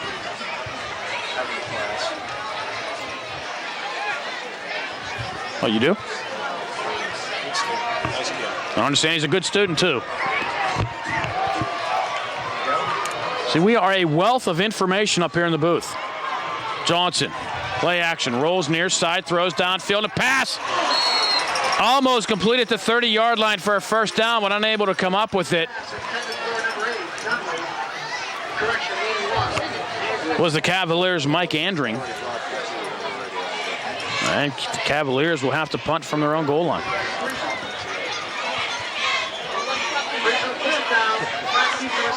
Clock stops with 3:49 to go. The Indians should get great field position out of this.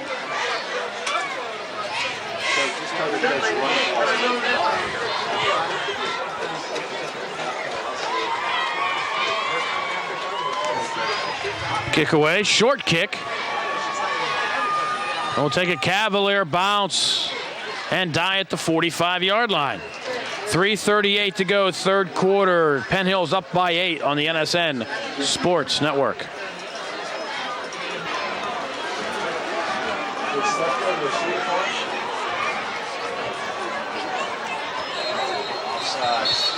For Fulton, able to get the pass away, play away. Flag comes in.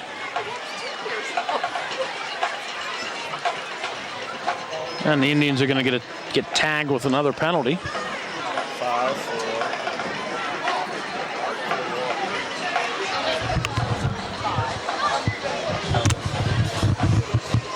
Penalties 5 for 41 yards.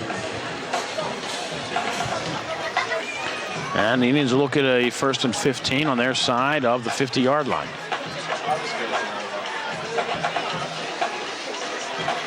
Indians will be in action Friday night at Fox Chapel. Come on out and see the Indians play. It's an easy trip right up Powers Run Road. Pass complete. Carlos Scott across the 45, out of bounds at the 42. Give him a pickup of 8 on the play. Indians will be home 2 weeks from tonight. Homecoming night against the Gateway Gators. So, and by the way, I must mention that next week's game at Fox Chapel is a 7 p.m. kickoff. That's what all our bunch. 7 o'clock Friday night, Fox Chapel. Be there. Aaron Williams, big hole, cutting to the near side, goes down at the 25-yard line. 16-yard pickup for Aaron Williams, and the Indians with a first down, knocking on the door. Indians looking to get into the red zone, which is inside the 20-yard line. They have a 1st and 10 at the 25 now.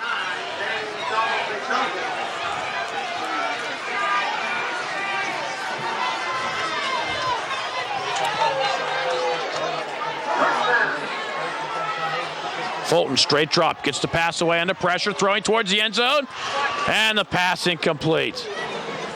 Carlos Scott was in double coverage, and Fulton put it where only he could get it. That is Carlos Scott, and it'll bring up a second down again from the Cavalier 25-yard line.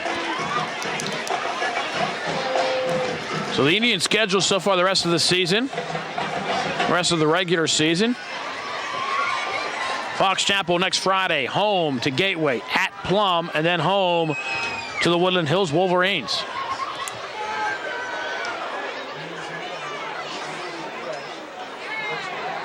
Fulton again throws to the flat and overthrows Carlos Scott. And the Indians looking at a third down. No scoring so far here in the half. It was 20 to 12 Indians at the break. And obviously, it's where it is now. Cavaliers started off 12-0 early in quarter number one. The Indians answered with 20 straight points. Aaron Williams, a touchdown run, a touchdown reception, and Brandon Carter, nifty touchdown reception.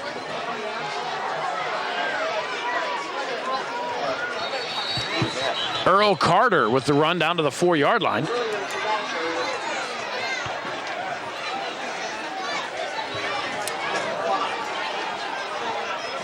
And Carter will pick up 4 to the 21. It'll be 4th down and 6 for the Indians.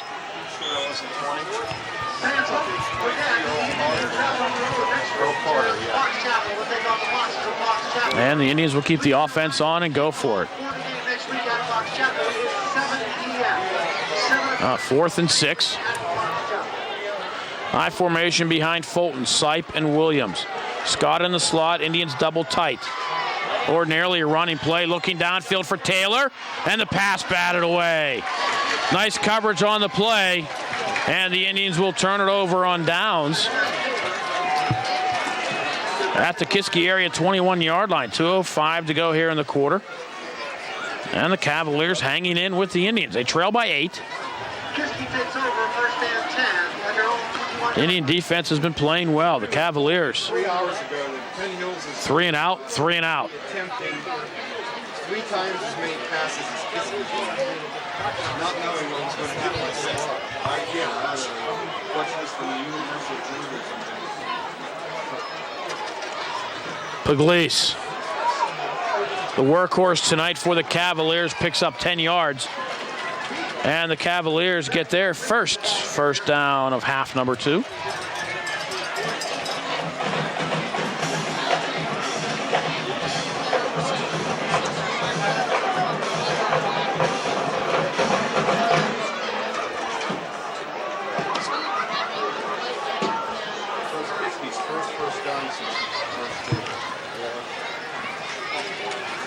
Tackle on the play by Penn.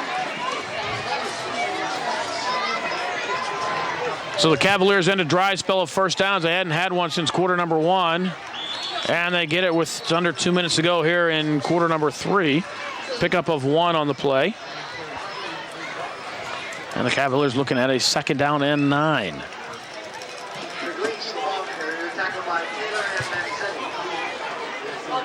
Taylor and Menzietti coming up to make the tackle for the Indians. And it'll be 2nd down and 9.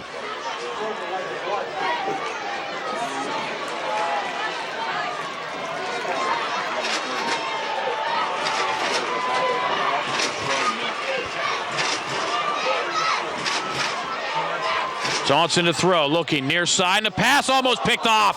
Andre Freeman read it and was unable to catch up with it, but he did get a paw on it and bat it down.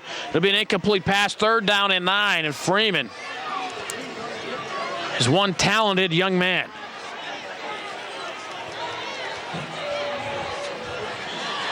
Clock stops with under a minute to go here in quarter number 3, 59 seconds to go.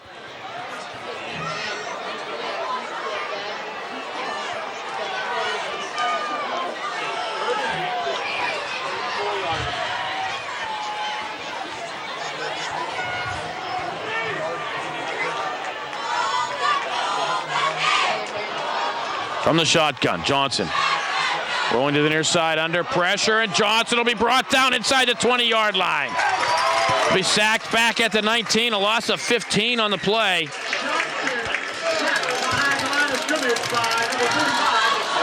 Joe Rash with the sack for the Indians, and the Cavaliers will have to punt as quarter number 3 winds down, 30 seconds to go.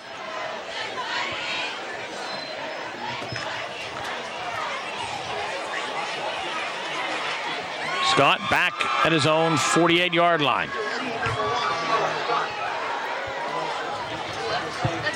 Chris Dunlay, the one-step kicker, gets it away. Carlos Scott will watch it hit at the 46.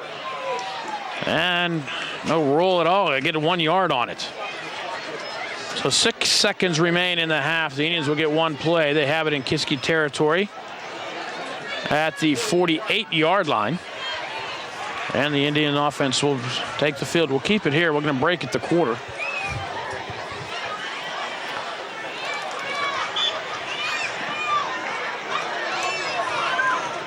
The Indians have attempted how many passes?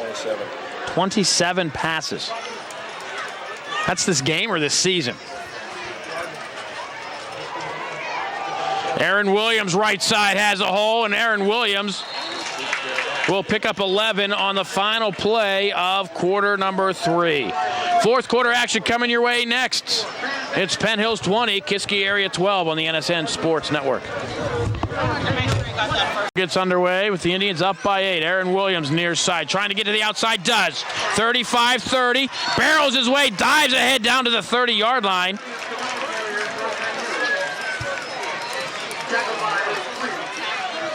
Down to the 25, excuse me. It's a pickup of 13 on the play. And another first down for the Indians. I saw Barry. I didn't see Aaron Williams, 19 rushing attempts here tonight. Have to get a total. Sipe in front of Williams. It'll be Williams again, hit in the backfield. Drives ahead across the 25 to the 24-yard line. A pickup of 1.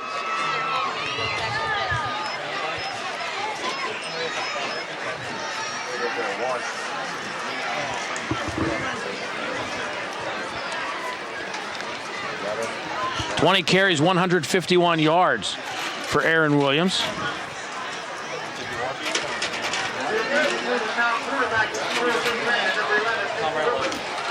Backs now split behind. And it'll be Aaron Williams. Left side, down to the 20-yard line, a pickup of 4. Indians will be looking at a 3rd and 5.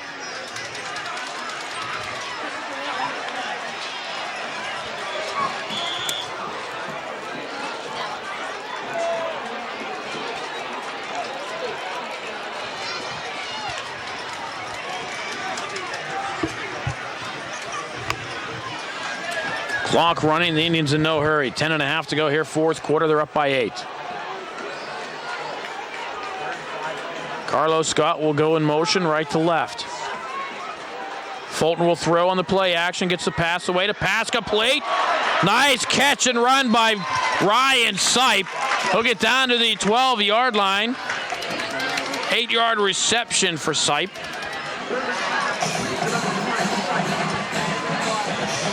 And that'll be a first down. The Indians 1st and 10 from the 12.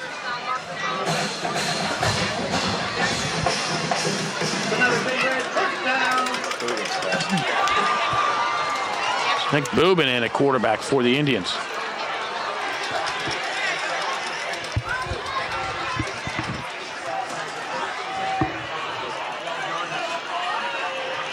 Darby tries to find a hole, does. Darby inside the 5. Chris Darby, touchdown, Penn Hills.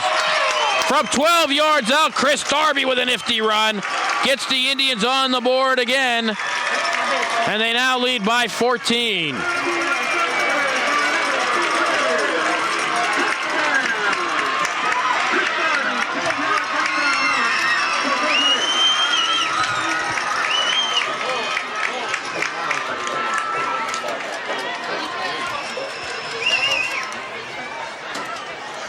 Indians go 48 yards in 6 plays.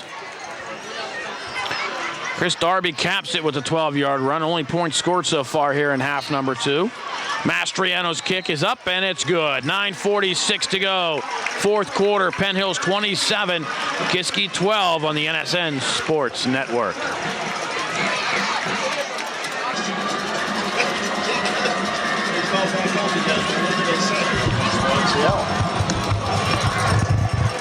Kickoff taken at the 18-yard line. And Kiski returns it out to the 33. So a lot of the clean jerseys should be coming in. Indians up by 15, 9:40 to go. Once again, quarterback Josh Vick of the Kiski Cavaliers out in the first quarter, possible MCL tear. And we're not supposed to say that? We're not. But no, that's a shame because he's a blue chip quarterback. A lot of looks from him, and hopefully it's very minor.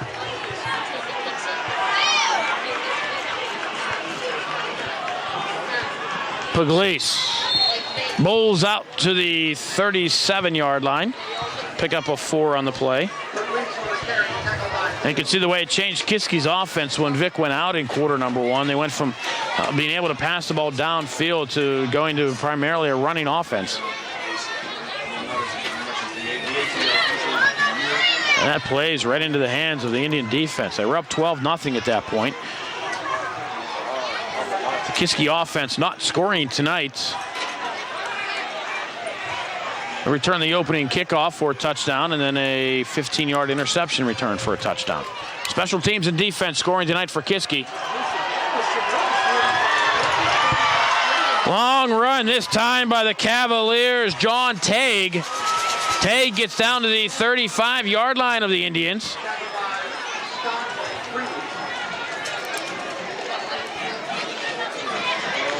That'll be a first down for the Cavaliers.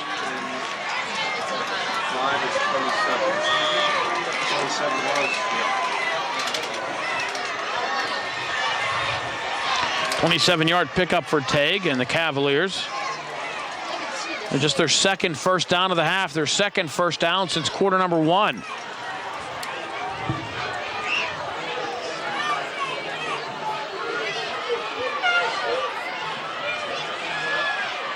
Pugliese coming near side.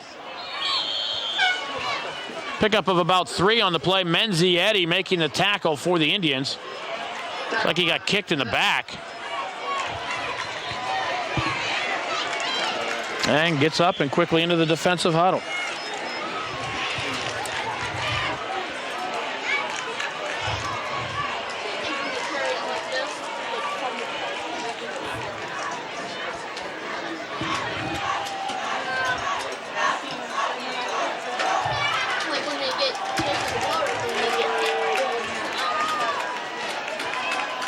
Johnson tried to set up the wide receiver screen, but the Indians were right there. Will throw downfield, to pass complete. And they're going to roll him out of bounds. Caught the pass out of bounds, so it'll be an incomplete pass. It was James O'Quinn. And that'll bring up a third down for the Kiski area Cavaliers.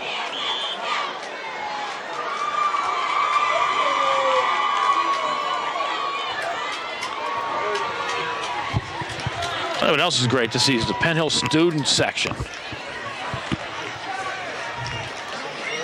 Loading up with that school spirit this year. Great flag too, guys.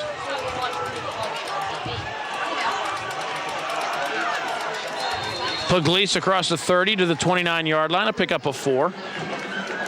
And it'll be 4th down and 3.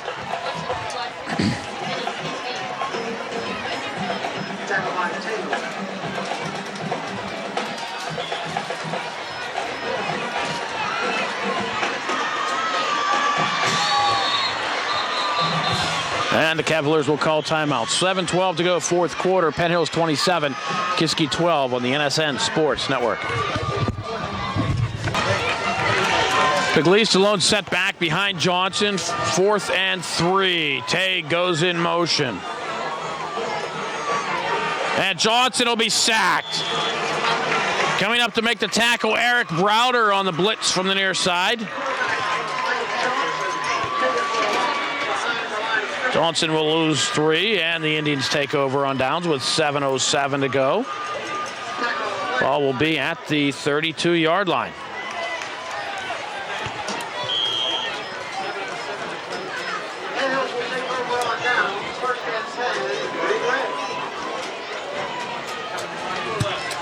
Again, Nick Boobin in a quarterback now for the Indians, the 6'1", 174-pound sophomore. Has Carlos Scott going in motion.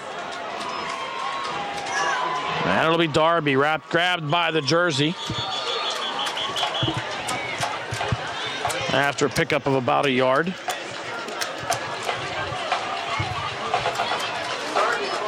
And Joe Coyle, the center, was about 20 yards downfield blocking. Did you see that? He had somebody on their back, and Coyle was on top. I mean, that was out near the 50-yard line. The line of scrimmage right now is the 32.5. He does that every once in a while. Like once or twice a game, he drills his good for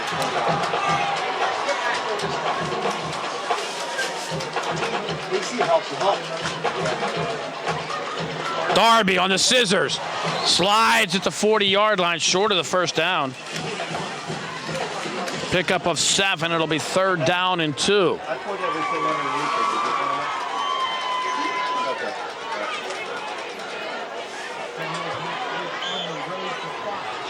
it. Coyle, the right guard of the Indians. Josh Wiley is the center. Tackle on the near side is John Garrett.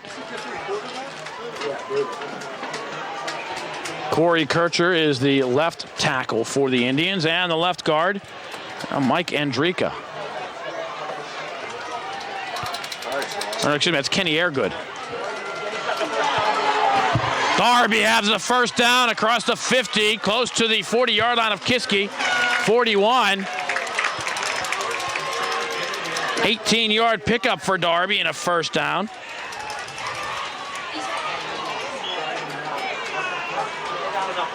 Airgood and Kircher on the left, Coyle and Garrett on the right side of the Indian line. Your center is Josh Wiley.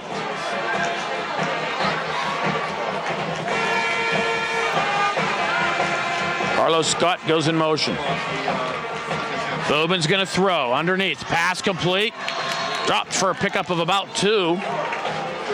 The Indians' Ryan Sipe. And the clock rolls under 5 minutes to go.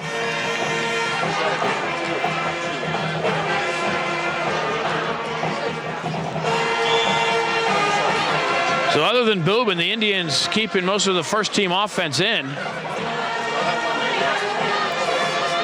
See Fulton and Aaron Williams out. Boobin in for Fulton, Darby in for Williams. It'll be Darby again. Darby slithers his way through the hole in the line, and it gets across the 35 down to the 31-yard line. 9-yard pickup and a first down for Chris Darby. Little guy, 5'8", 160. A sophomore.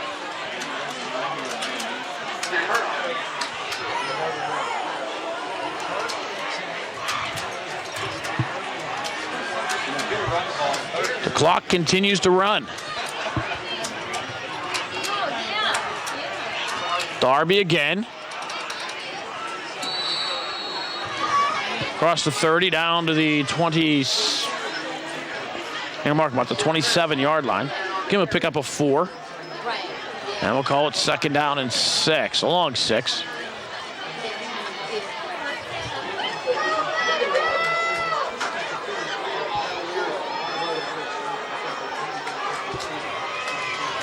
The Indians keep the clock running, approaching 3.5 to go here, quarter number 4. Penn Hills 27, Kiski 12. Freeman split to the near side. Darby, again, looking for some blocks. Not there. It'll be dropped back at the 30-yard line, a loss of 3.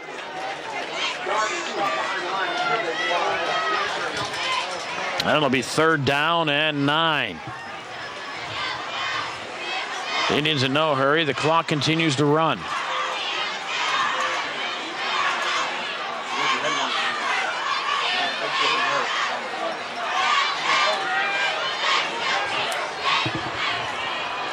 Freeman out, Joe Rash in. Usually that means it's a running play. But you just never know. DJ Wilds will come to the near side. Rash the end to the left. In the slot, Carlos Scott. And Chris Darby. Everybody was looking everywhere else. And Darby gets inside the 20 to the 19, a pickup of 10 on the play. And a 1st down for the Indians. Clock stops for a moment with 2:32 to go while they set the sticks.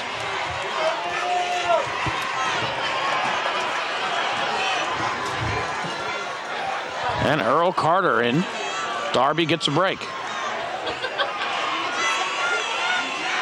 Sipe in front of Carter. Carlos Scott splits to the near side. Joe Rash the end.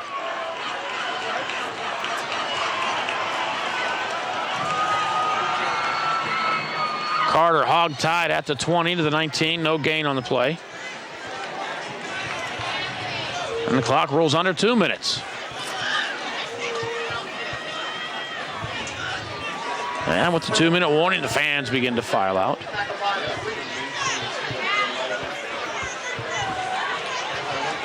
Also get well wishes tonight to our mayor of Penn Hills, Anthony DeLuca Jr., recovering from knee surgery.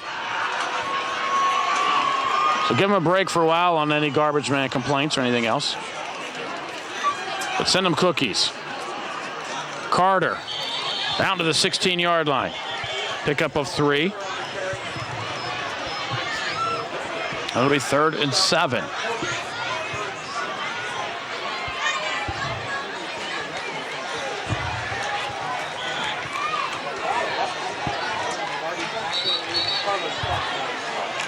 Clock approaching a minute and running. And there's timeout on the field. 1:07 to go, 4th quarter. Penn Hills 27, Kiski 12 on the NSN Sports Network.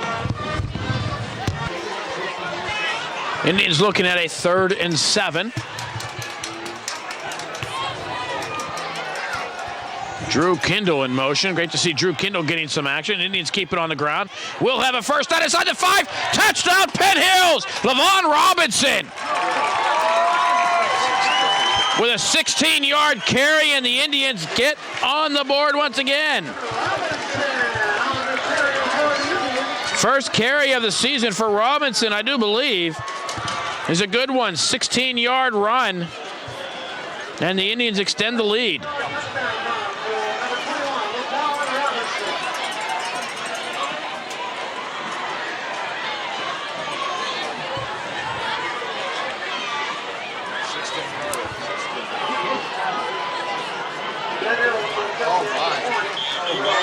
Boobin takes a knee on the extra point. 59 seconds to go, 4th quarter. Penn Hills 33, Kiski area 12 on the NSN Sports Network.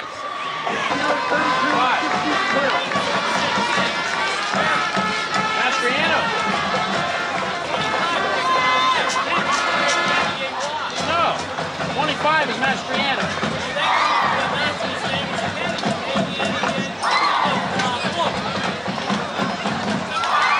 It's Eric Mastriano. Yeah.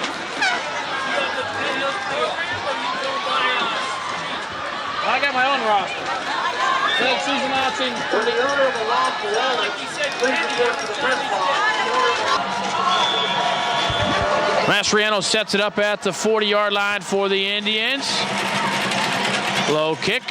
Bounces, picked up at the 16-yard line. Cavaliers return the opening kickoff tonight for a touchdown. This one they will return out to the 31-yard line. 53 seconds to go here in the half. Aaron Williams finishes 21 carries, 155 yards. Interesting to see what Tommy Fulton had. 11 of 27 for 144. There you go. In case you didn't hear it, 11 of 27, 144. That's Justin Stevens keeping the stats for the Indians. Invaluable asset here in the booth. From the shotgun, Johnson throwing downfield and a pass caught. Pickup of 16 on the play.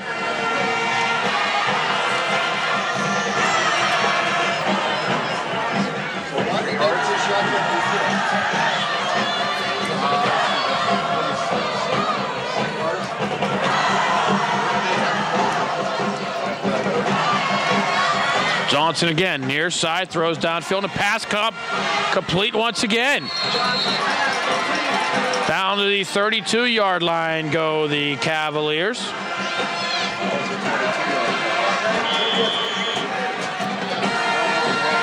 And the Cavaliers will use a timeout. I have to sort this one all out here. So back-to-back first downs on a couple of passes. And the Cavaliers use their final timeout. I think they're trying to do something to get on the board here, and why not? Look at the band down on the near side. The Penn Hill student section out rooting on the Indians. Cheerleaders having a good time tonight. A beautiful night for football. Nice crowd on hand.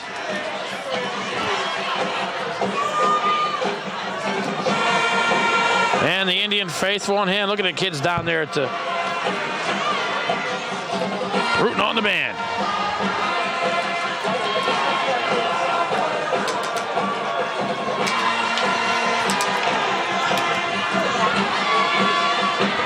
Again from the shotgun, Johnson.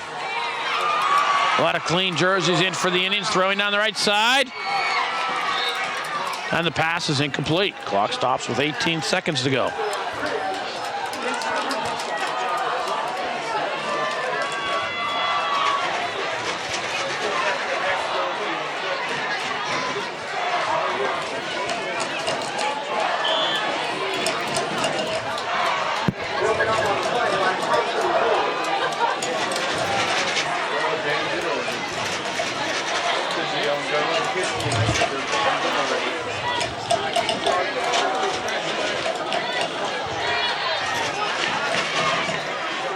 Johnson again rolls to his right, throws downfield and a pass, again incomplete.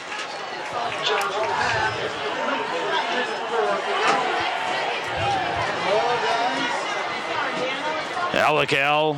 Chris Marable in for the Indians.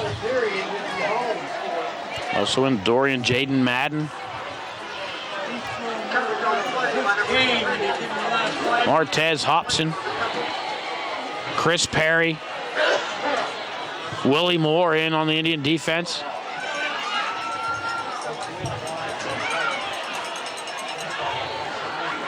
Dante Brown playing deep safety. Johnson rolling to his right. Throws downfield, a pass complete for a first down inside the 20. Out of bounds at the 15-yard line. Clock will stop with 1 second to go.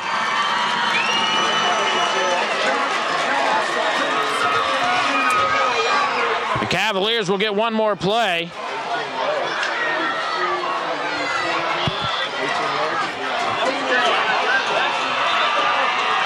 And the officials let the clock run out, so that'll do it.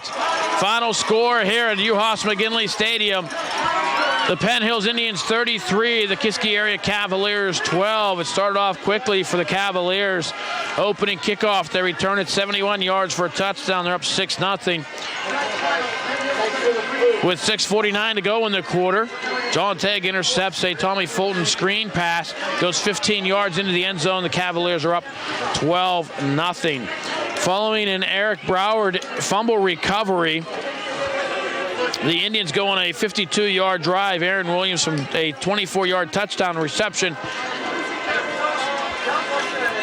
puts the Indians up 13-12. Aaron Williams had an 8-yard run earlier in the first quarter to cut the Cavalier lead in half, 12-6. It was 13-12 Indians, and then with 20 seconds to go, Brandon Carter, a nifty 34-yard reception, has the Indians up 20-12 at the break. Only touchdowns in the second half coming in quarter number 4. Chris Darby, a 12-yard run. And then Levon Robinson, a 16-yarder. The Indians are up 33-12. Bad news for the Cavaliers tonight other than the loss there. Big quarterback Josh Vick. It's believed to be a torn MCL in quarter number 1. He's lost probably for the season for the Cavaliers.